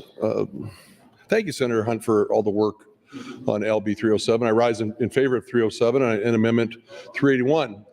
Having a discussion with Sheriff Aaron Hansen this morning, and I know Senator Hunt is handing out right now as we speak what Senator Holdcroft read earlier. We talked about that one clean needle and then never needing a needle again. The idea of having that help, having law enforcement, working with public health, but also that oversight. We have all the research. Senator Hunt has talked about that. We know what's going on around the country. But let's say we're totally wrong. Let's say things derail and well, the point is, the local government is going to be the ones that say start and stop. I'm 99% sure that this is going to be a great program. It's going to be helpful. If the local government says, yes, let's start doing this. And I believe that if they do start this and follow what's been going on around the country and try to learn from other people's mistakes and try to improve on that we're going to have an opportunity to put something in place, or that we will give the opportunity to that local government the opportunity to put something in place that's going to help a number of our citizens in our state. So I please ask you to support LB 307, Amendment 381, and I agree with Sheriff Aaron Hansen that working together with law enforcement and public health and having that oversight of that local government, this is the right thing to do for our state. Thank you, Mr. President. Thank you, Senator McDonald. Senator Jacobson, you're recognized to speak.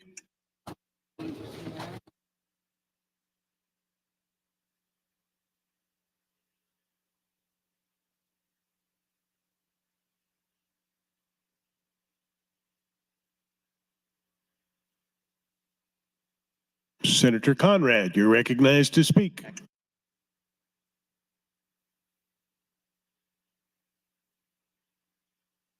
Thank you, Mr. President. Good morning, colleagues. I want to thank my friend Senator Hunt for bringing forward this important legislation, and it touches upon so many critical areas in public policy and sits right at the intersection of advancing our shared public health and public safety goals, which we share across the state and across the political spectrum.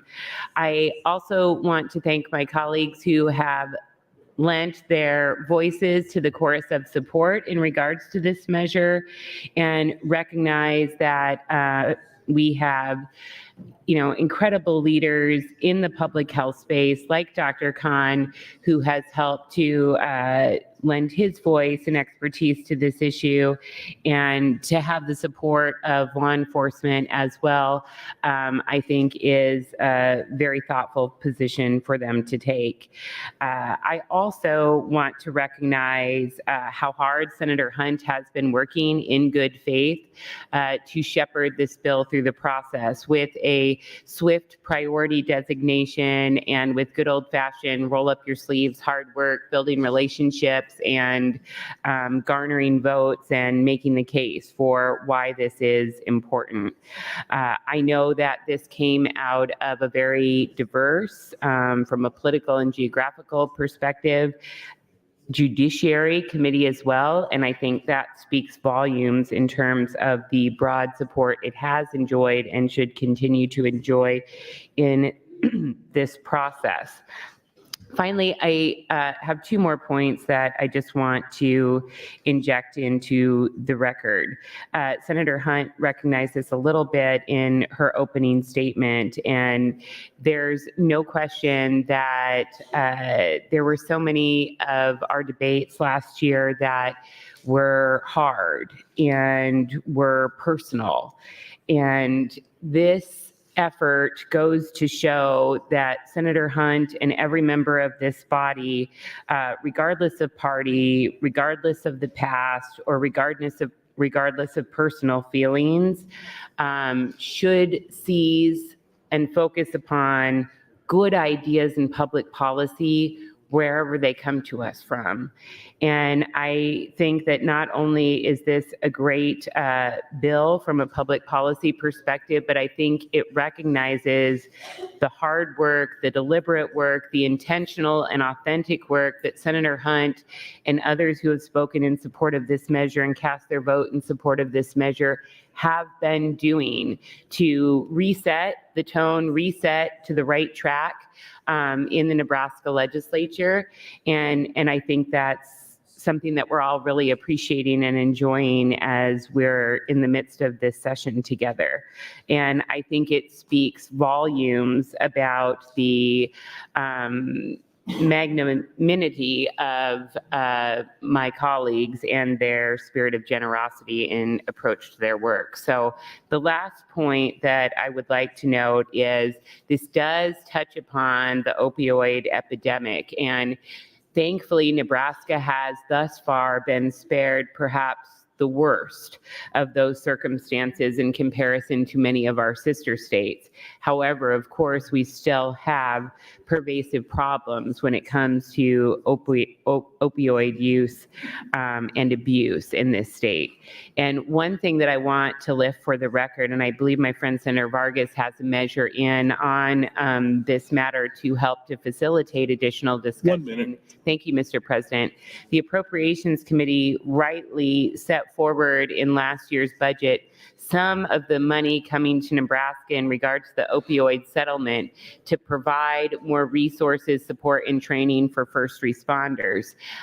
However, colleagues, there is a significant amount of money coming into Nebraska in regards to the opioid settlement. And unfortunately, due to what I would contend to be a lack of leadership and political shenanigans, we have yet to push that money out to where it needs to be on the front lines fighting the abuses and misuses of opioids in our community. And we really need to focus on that issue to make sure those dollars go to their best and highest purposes as quickly as possible. Thank you, Mr. President. Thank you, Senator Conrad. Senator Frederickson, you're recognized to speak.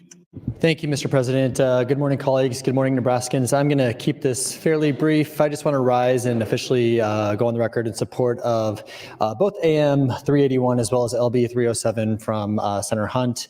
I think I'd like to thank my colleague and friend, Senator Hunt, for being such a effective steward and shepherd of this bill. It was, I think it's a really important bill, first of all, to bring. From a mental health perspective, super quickly, this is an evidence-based intervention. I was recently, and I think Speaker Arch spoke a lot to the effectiveness of this and the public health ripple effects of this that can be really beneficial for our state. I was recently at a opioid policy conference with a number of different lawmakers from throughout the country. It was a bipartisan group, and one thing that really actually frankly surprised the majority of people there from all different political ideologies was that Nebraska doesn't currently have the ability for this safe syringe exchanges. So we're an outlier in not offering this as an option. It's a no-brainer. I'm really excited to see this get over the finish line, and I'm grateful to Senator Hunt for prioritizing this important legislation. Thank you, Mr. President. Thank you, Senator Frederickson. Senator Clements announces some guests in the north balcony. Fourth graders and teachers from Louisville Elementary, Louisville, Nebraska. Please stand and be recognized by your Nebraska Legislature.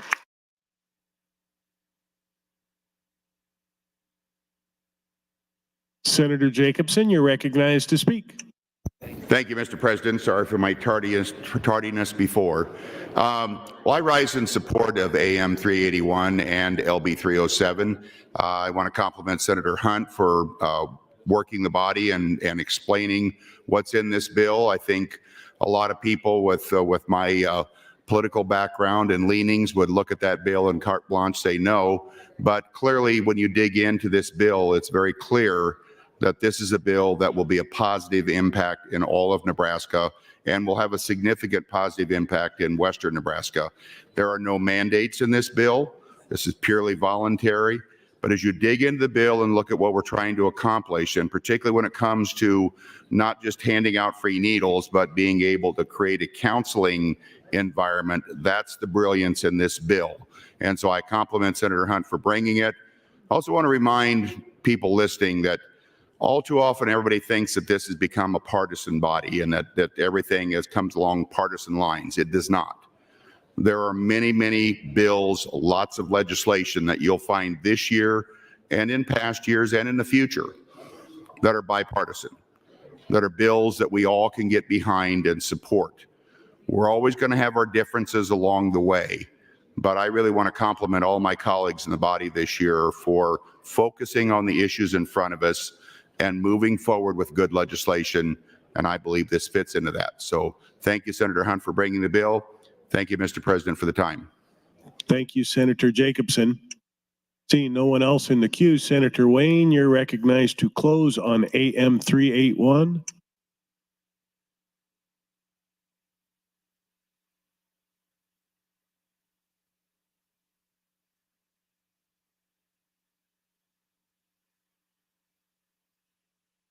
Senator DeBoer, you're the vice chair. You're recognized to close on AM 381 and waive. Members, the question is the adoption of AM 381 to LB 307. All those in favor, vote aye. All those opposed, vote nay.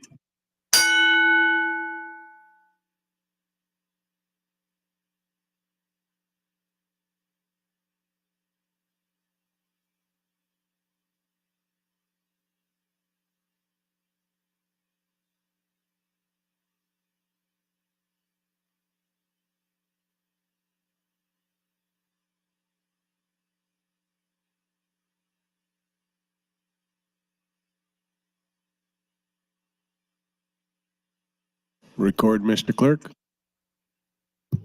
39 ayes, no nays on adoption of the committee amendment. AM 381 is adopted. Seeing no one else in the queue, Senator Hunt, you're recognized to close on LB 307. Thank you, Mr. President. Colleagues, thank you so much. That was really nice. That made me feel good, and not just what was said on the mic, but a lot of the side conversations that I had. People who I've had tension and strife with in the past, asking to co-sponsor, people with very thoughtful questions that, instead of just voting no, you brought your questions to me and we resolved them. And that's really what we were sent here to do. That's what the work of lawmaking is about. That's statesmanship. And it makes me very proud to serve with all of you. And to be working on things that we know is going to improve the lives of Nebraskans, reduce suffering, help people who experience marginalization, and also keep our first responders and communities clean and safe. So thank you for that supportive vote. I urge your green vote on LB 307. And thank you very much. Thank you, Mr. President. Thank you, Senator Hunt.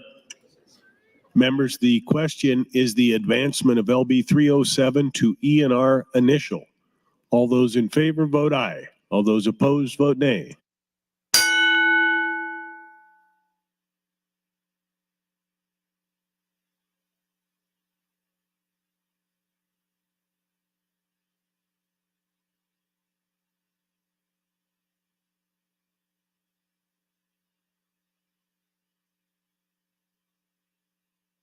Record, Mr. Clerk. 37 ayes, 2 nays, Mr. President, on advancement of the bill. LB 307 advances to E&R initial. Mr. Clerk, for items.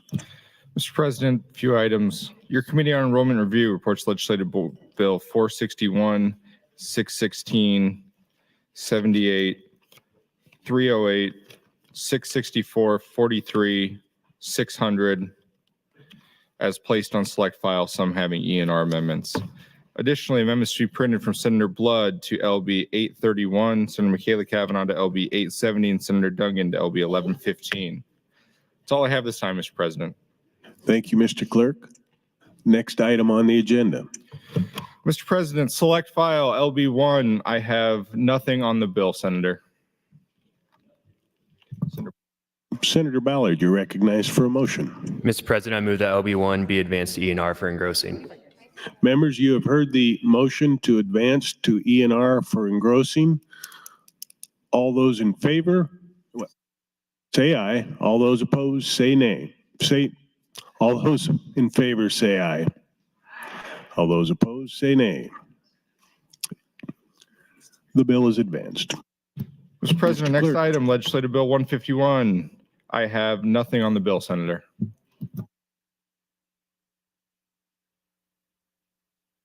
Senator Michaela Cavanaugh, you're recognized to speak.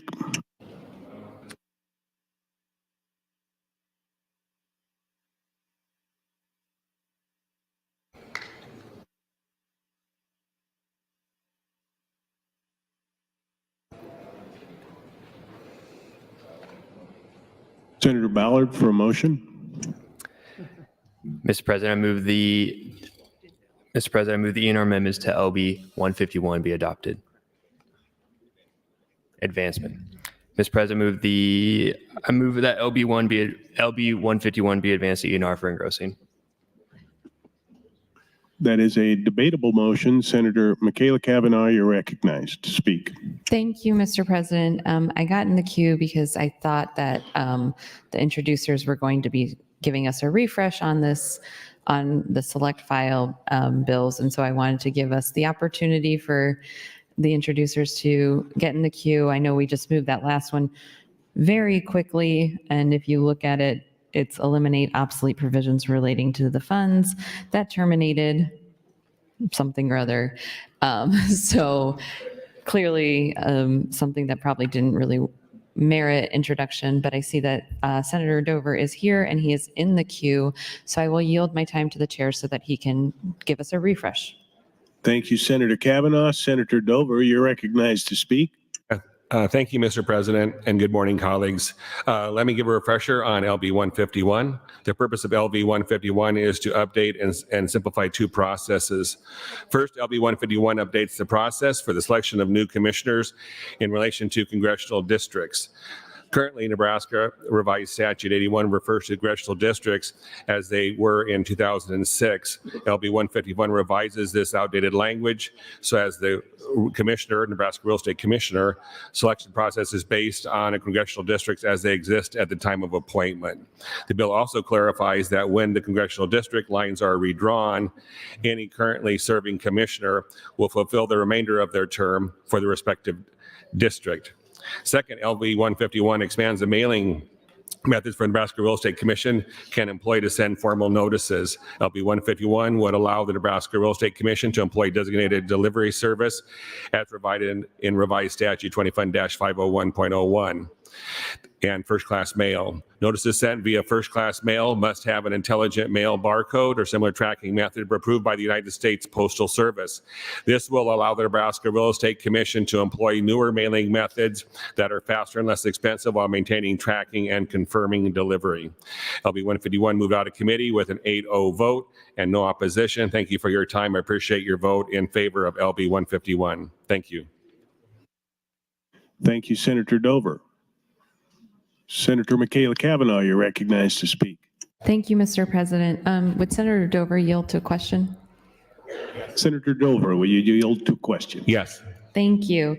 I'm just not familiar with, so I was a little thrown when you started talking about this. So it's tying the real estate commission to congressional districts? Okay, let me explain. Currently, the Nebraska Real Estate Commission commissioners are set up by congressional district. And the problem we ran into is that when the law was written, that it referred to a specific year before they were redrawn. And then what happened was when we needed to appoint a new real estate commissioner was looking back at a antiquated district or drawing of a district and was not automatically updated to the new congressional district. So what my bill LB 151 does is basically when a new real estate commissioner needs to be appointed, it will always be based on the current congressional district. And what is the role of the real estate commissioners? The Nebraska Real Estate Commissioner basically sits on the Nebraska Real Estate Commission and oversees the licensees in the state of Nebraska, the real estate licensees. So there's 3 members, one for each congressional district, or is there multiple? There's one at large. There are also one for each congressional district, and there's also the sales people, the sales agents are represented, and also the brokers are represented. Okay. Thank you. I appreciate that. So I'm just trying to quickly look and see. LB 1417 is a bill that is eliminating quite a few commissions. This is not one of the commissions that's being eliminated? No, definitely not.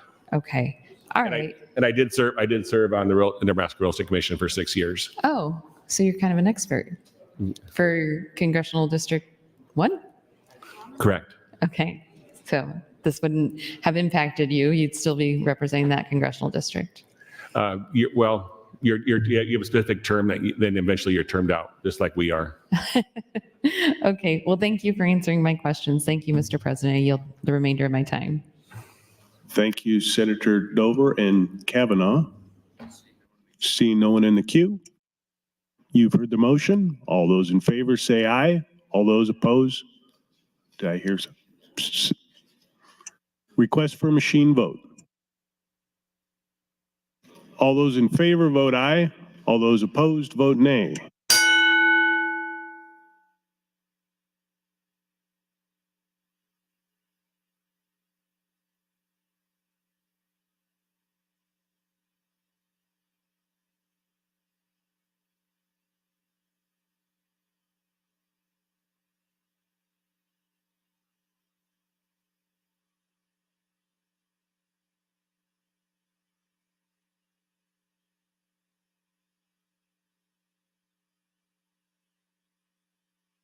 Record, Mr. Clerk. 42 ayes, 0 nays in advancement of the bill, Mr. President. LB 151 advances for ENR engrossing. Mr. Clerk, next item. Mr. President, next item, Legislative Bill 94. First of all, Senator, I have ENR amendments. Senator Ballard, you are recognized for a motion. Mr. President, I move the ENR amendments to LB 94 be adopted.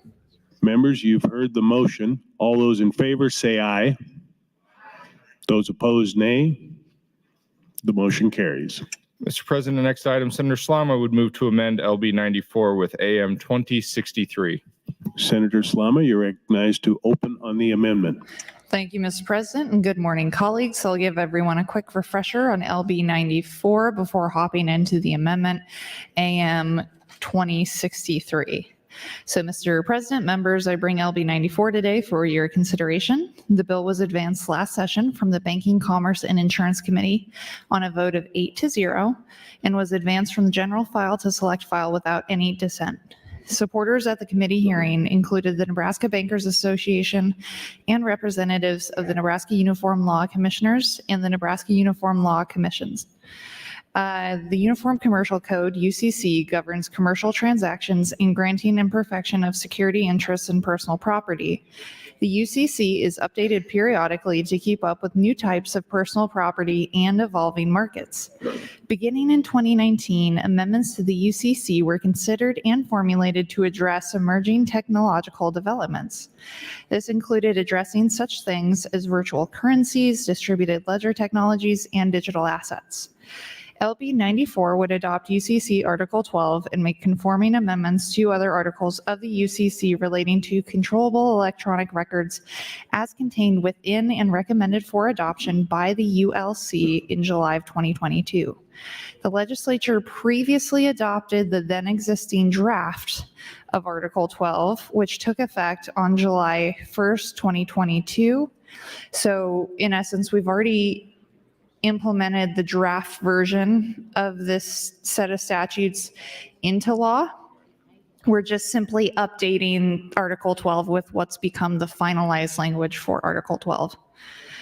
At that time, the legislature, pursuant to the passage of LB 649, the Nebraska Financial Innovation Act, sponsored and passed by now Congressman Mike Flood, expressed its intent to subsequently adopt the final version of Article 12, which is this, adopted by the ULC. LB 94 would bring Nebraska law into conformity with the ULC final version of UCC Article 12. For AM 2063, I've introduced it, and I would also request your support on that as well.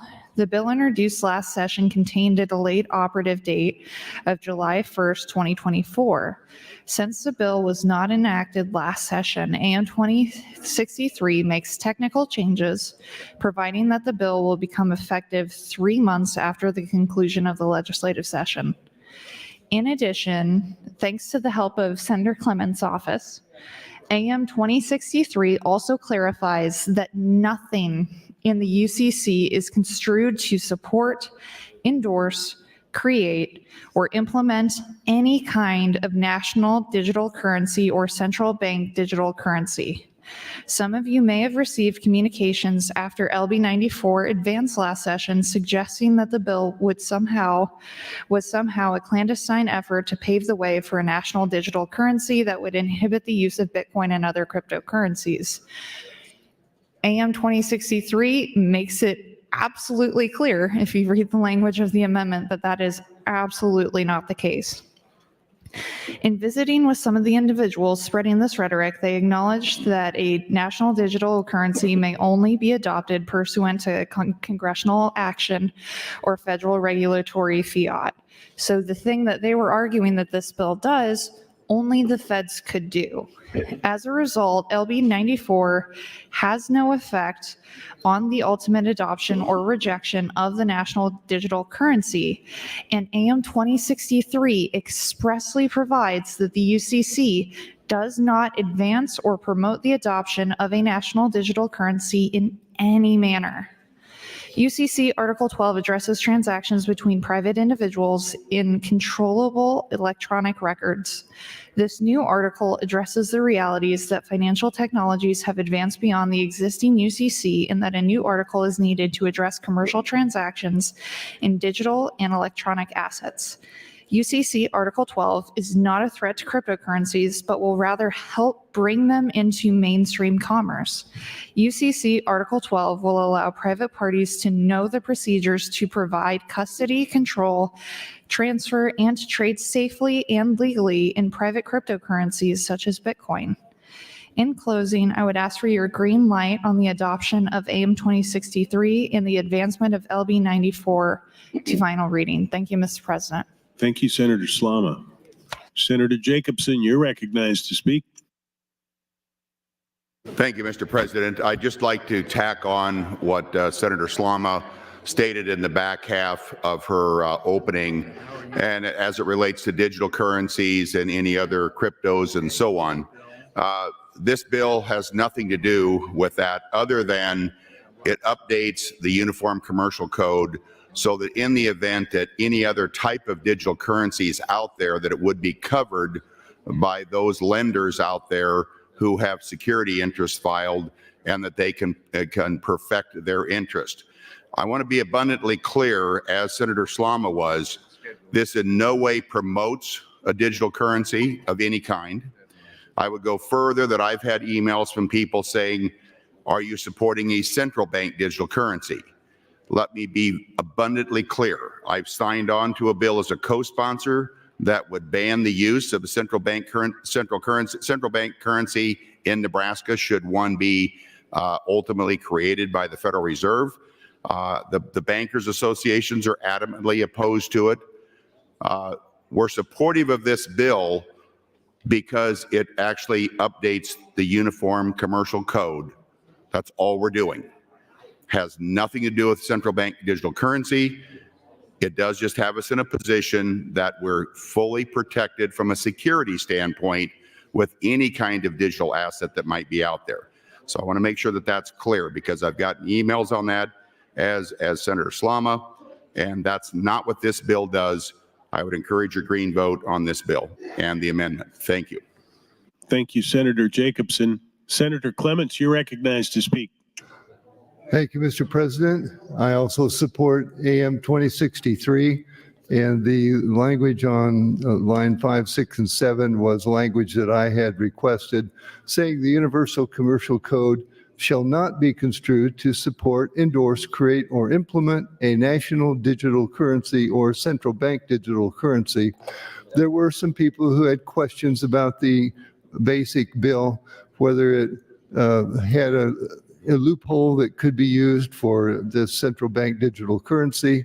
And I'm pleased to work with Senator Slama and the Bankers Association that they didn't think it had any effect like that, but this just points out in black and white that this in Nebraska shall not be supporting any central bank digital currency.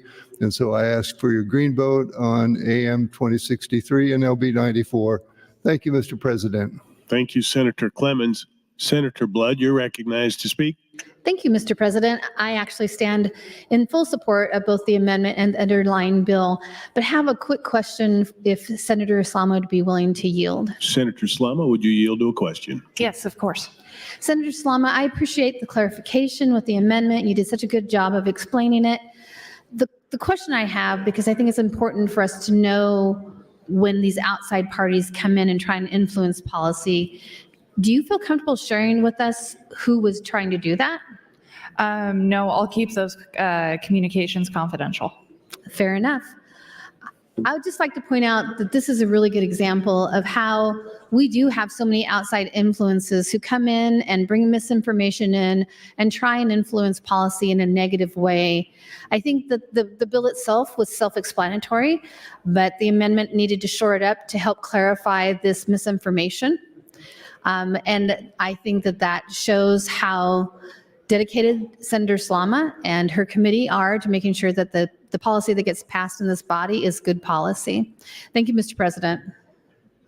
Thank you, Senator Blood. Senator Wayne, you're recognized to speak. Thank you, Mr. President. I support the underlining bill. I just stood up to make an announcement.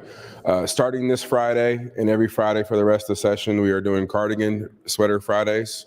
So please start wearing your cardigans on Fridays. Thank you very much.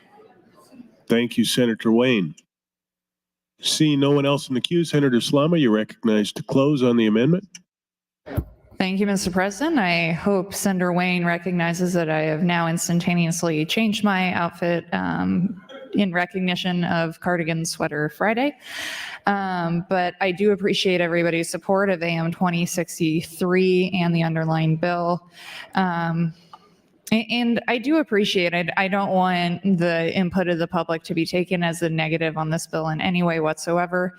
I was more than happy to work with Senator Clements on making the change with AM 2063, just to make a quick change in language, and that language is the Uniform Commercial Code shall not be construed to support, endorse, create, or implement a national digital currency or central bank digital currency. I'm completely fine with putting that in the bill and had expressed to any groups, you just give me the language that'll make you comfortable.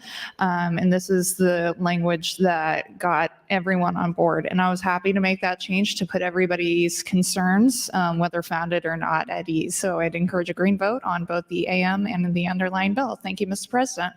Thank you, Senator Slama. Members, the question is the adoption of AM 2063. All those in favor vote aye. All those opposed vote nay.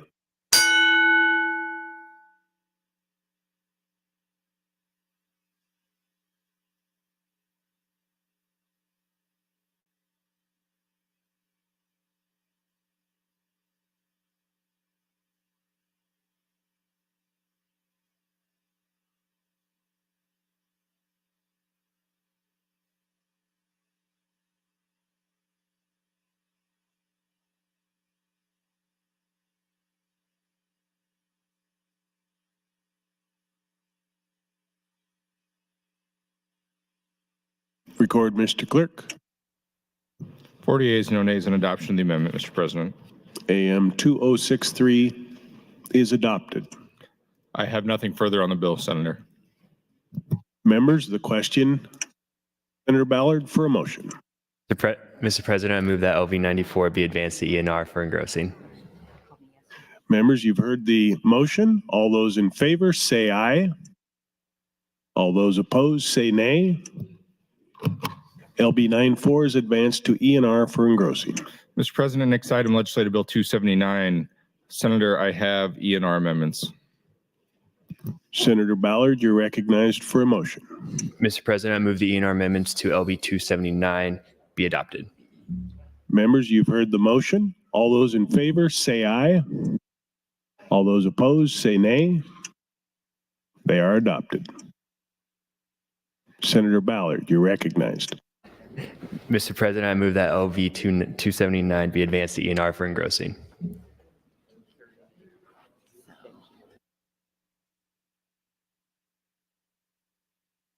It's a debatable motion. Senator Kauth, you're recognized to speak. Thank you, Mr. President and members. I bring LB 279 today for your consideration.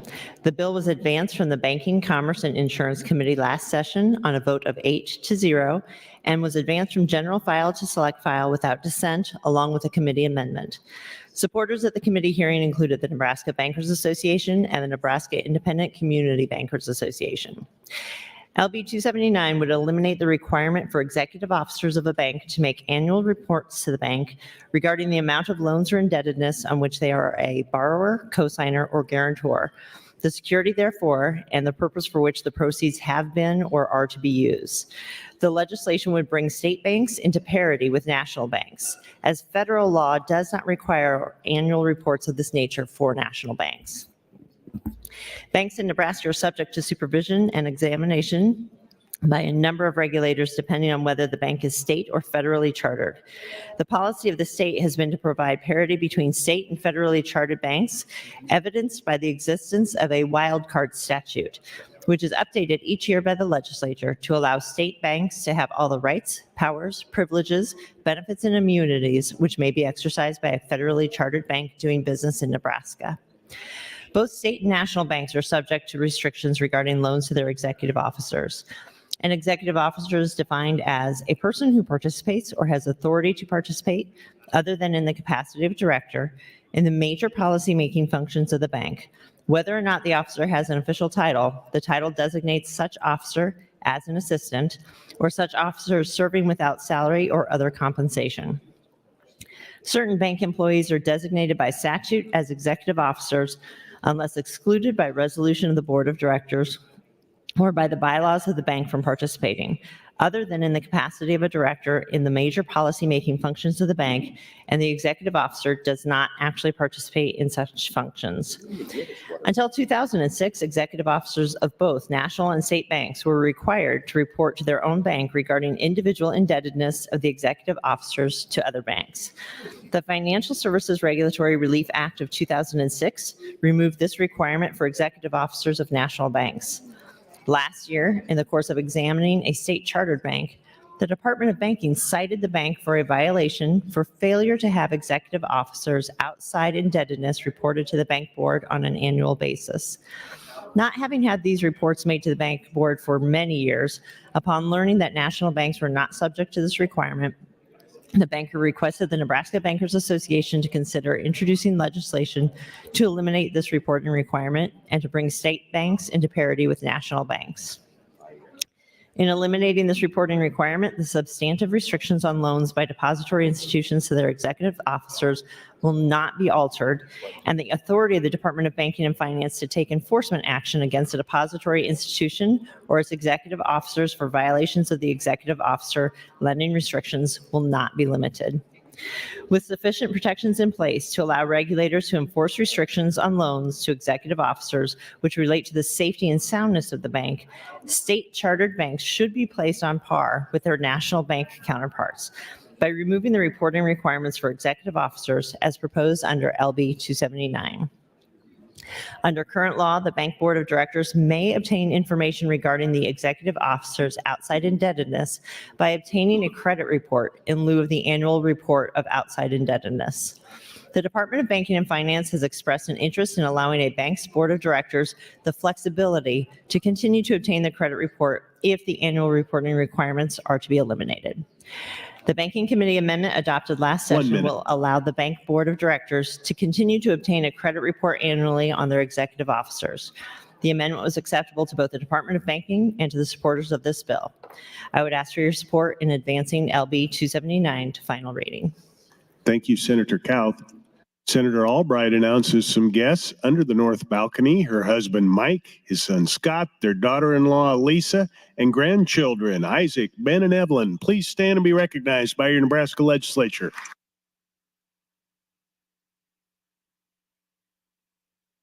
Senator Dungan, you're recognized to speak.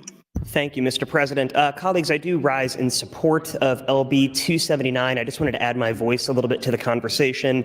I think Senator Kauth did a really good job of explaining what this does, but just to clarify it a little bit, the intent behind LB 279 is to put Nebraska chartered banks in parity with the national charter banks. So I'm relatively new to the banking committee. I didn't quite understand the importance of the Nebraska charter and keeping banks chartered in Nebraska, but it is very, very important to us as a state. And so what this does is it makes the same requirements for the Nebraska charter as the federal charter banks. And so what we're essentially doing is we're increasing the likelihood and the benefit of a Nebraska charter, which is good for our state overall. I've spoken with the members of the banking committee about this and other folks who work in the banking industry, and they've confirmed for me that this is obviously going to be good for our state, good for our economy, and good for our local banks. So I just wanted to make sure I echoed that sentiment and explain why this did come out 8-0. I think it's good for the state overall. I also want to say that I know we have the Cardigan Fridays starting that Senator Wayne's talked about, but it seems like there's a coalition of us who have inadvertently started Turtleneck Fridays. Senator Ibaugh, Senator Halloran, Senator Conrad, myself. There's been a number of turtlenecks popping up around the place. So we might have some factions starting in the legislature here based on Fashion Fridays. But just want to urge my colleagues a green vote on LB 279. Thank you. Thank you, Senator Dungan. Senator John Kavanaugh, you're recognized to speak. Thank you, Mr. President. I couldn't let that go unanswered. I'm a strong believer in wearing a tie, so I would be in the tie faction. Myself and Senator Ballard, and I did, not to put him on the spot, did have a conversation about perhaps adopting casual blue suit Friday. So if you feel so inclined, you can wear a tie and a blue suit, maybe not as light blue as Senator Ballard's. It's a bit ostentatious for my tastes, but just saying, certain level of decorum, a tie, and just maybe a royal blue would be appropriate. But I oppose Senator Dungan's proposal turtlenecks. At least Senator Wayne's wearing a tie. He's wearing a cardigan, but he's got a tie on, so he respects the institution. Thank you, Mr. President. Thank you, Senator Kavanaugh.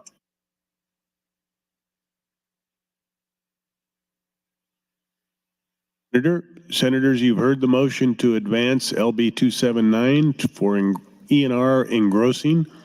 All those in favor say aye. All those opposed say nay. It is advanced. Mr. Clerk, for items. Mr. President, next item, Legislative Bill 52. I have E&R amendments. First of all, Senator. Senator Ballard, you're recognized for motion. Mr. President, I move the E&R amendments to LB 52 be adopted. Members, you've heard the motion. All those in favor say aye. Aye. All those opposed, nay. They are adopted. I have nothing further on the bill, Senator. Senator Ballard, you're recognized for a motion. Mr. President, I move that LB 52 be advanced to E&R for engrossing. Members, you've heard the motion to advance to E&R engrossing. All those.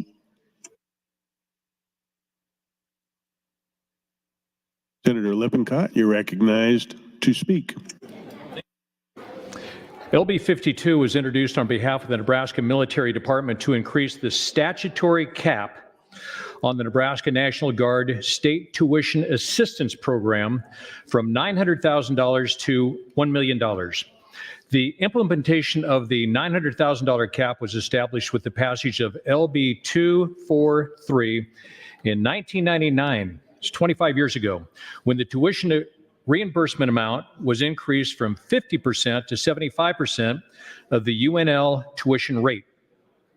In 2020, LB 450 increased the reimbursement rate to 100% of resident tuition and extended a 50% tuition reimbursement to graduate and professional degrees. And in 2022, the legislature approved LB 779 to remove the 10-year limitation on access to the state tuition assistance. The state tuition assistance is one of the most popular benefits the Nebraska National Guard offers. And of course, we know that we've got a Nebraska Air National Guard and also a Nebraska Army National Guard, those two branches. A degree is required for junior officers to progress in rank, for senior enlisted members, and for promotion enhancement. As service members improve themselves through education, our National Guard units become more professional and more capable. That educated force is not only in our military units, but is also your neighbor in the civilian job market and also the workforce.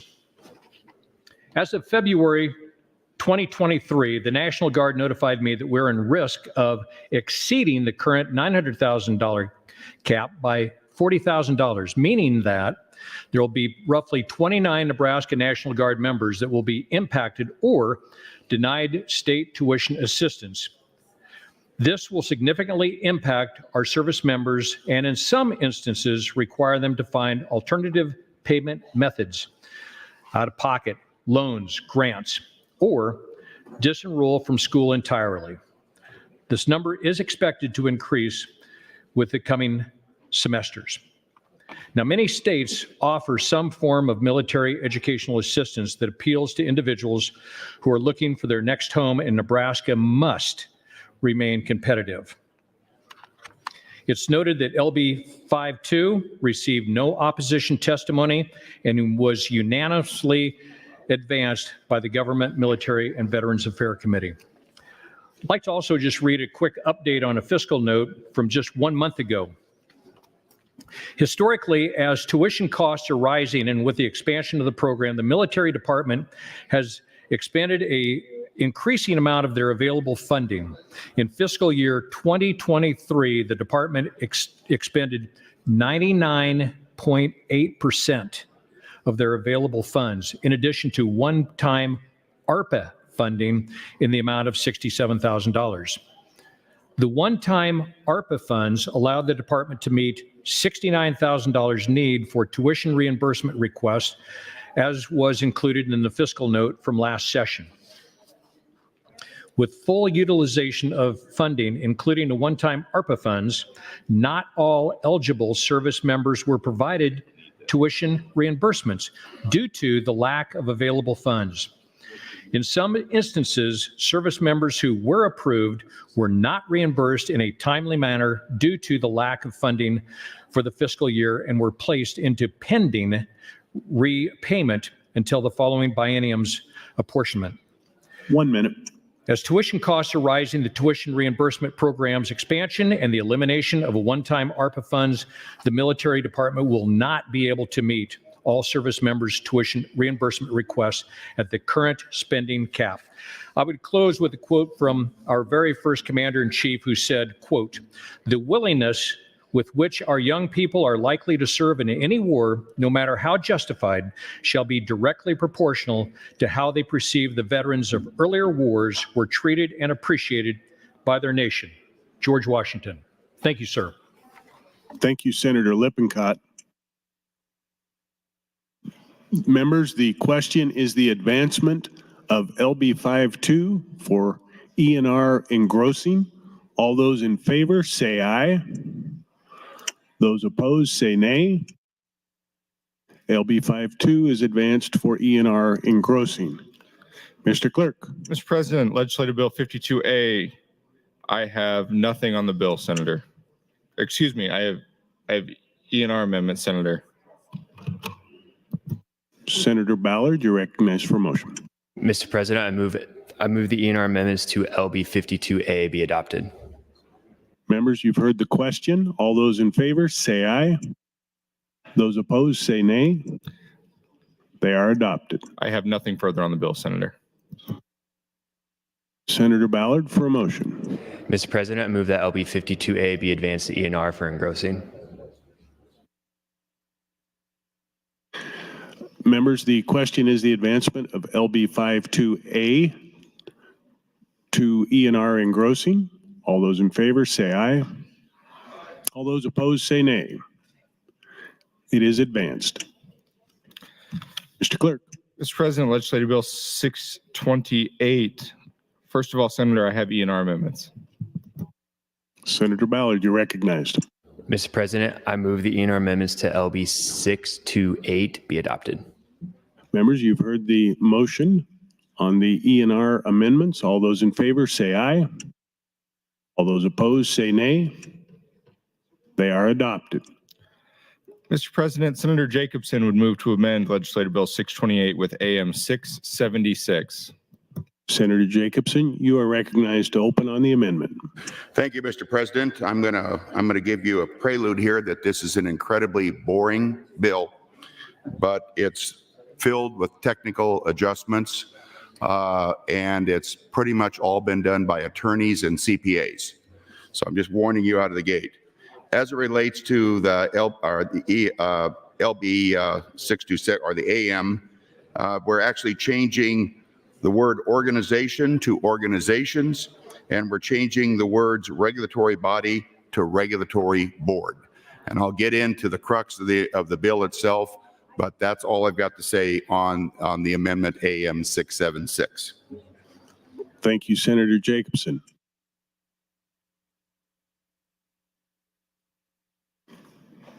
No one else in the queue. Senator Jacobson, you're recognized to close on AM 676. Waive my close. And waive the closing. Members, the question is the adoption of AM 676. All those in favor, vote aye. All those opposed, vote nay.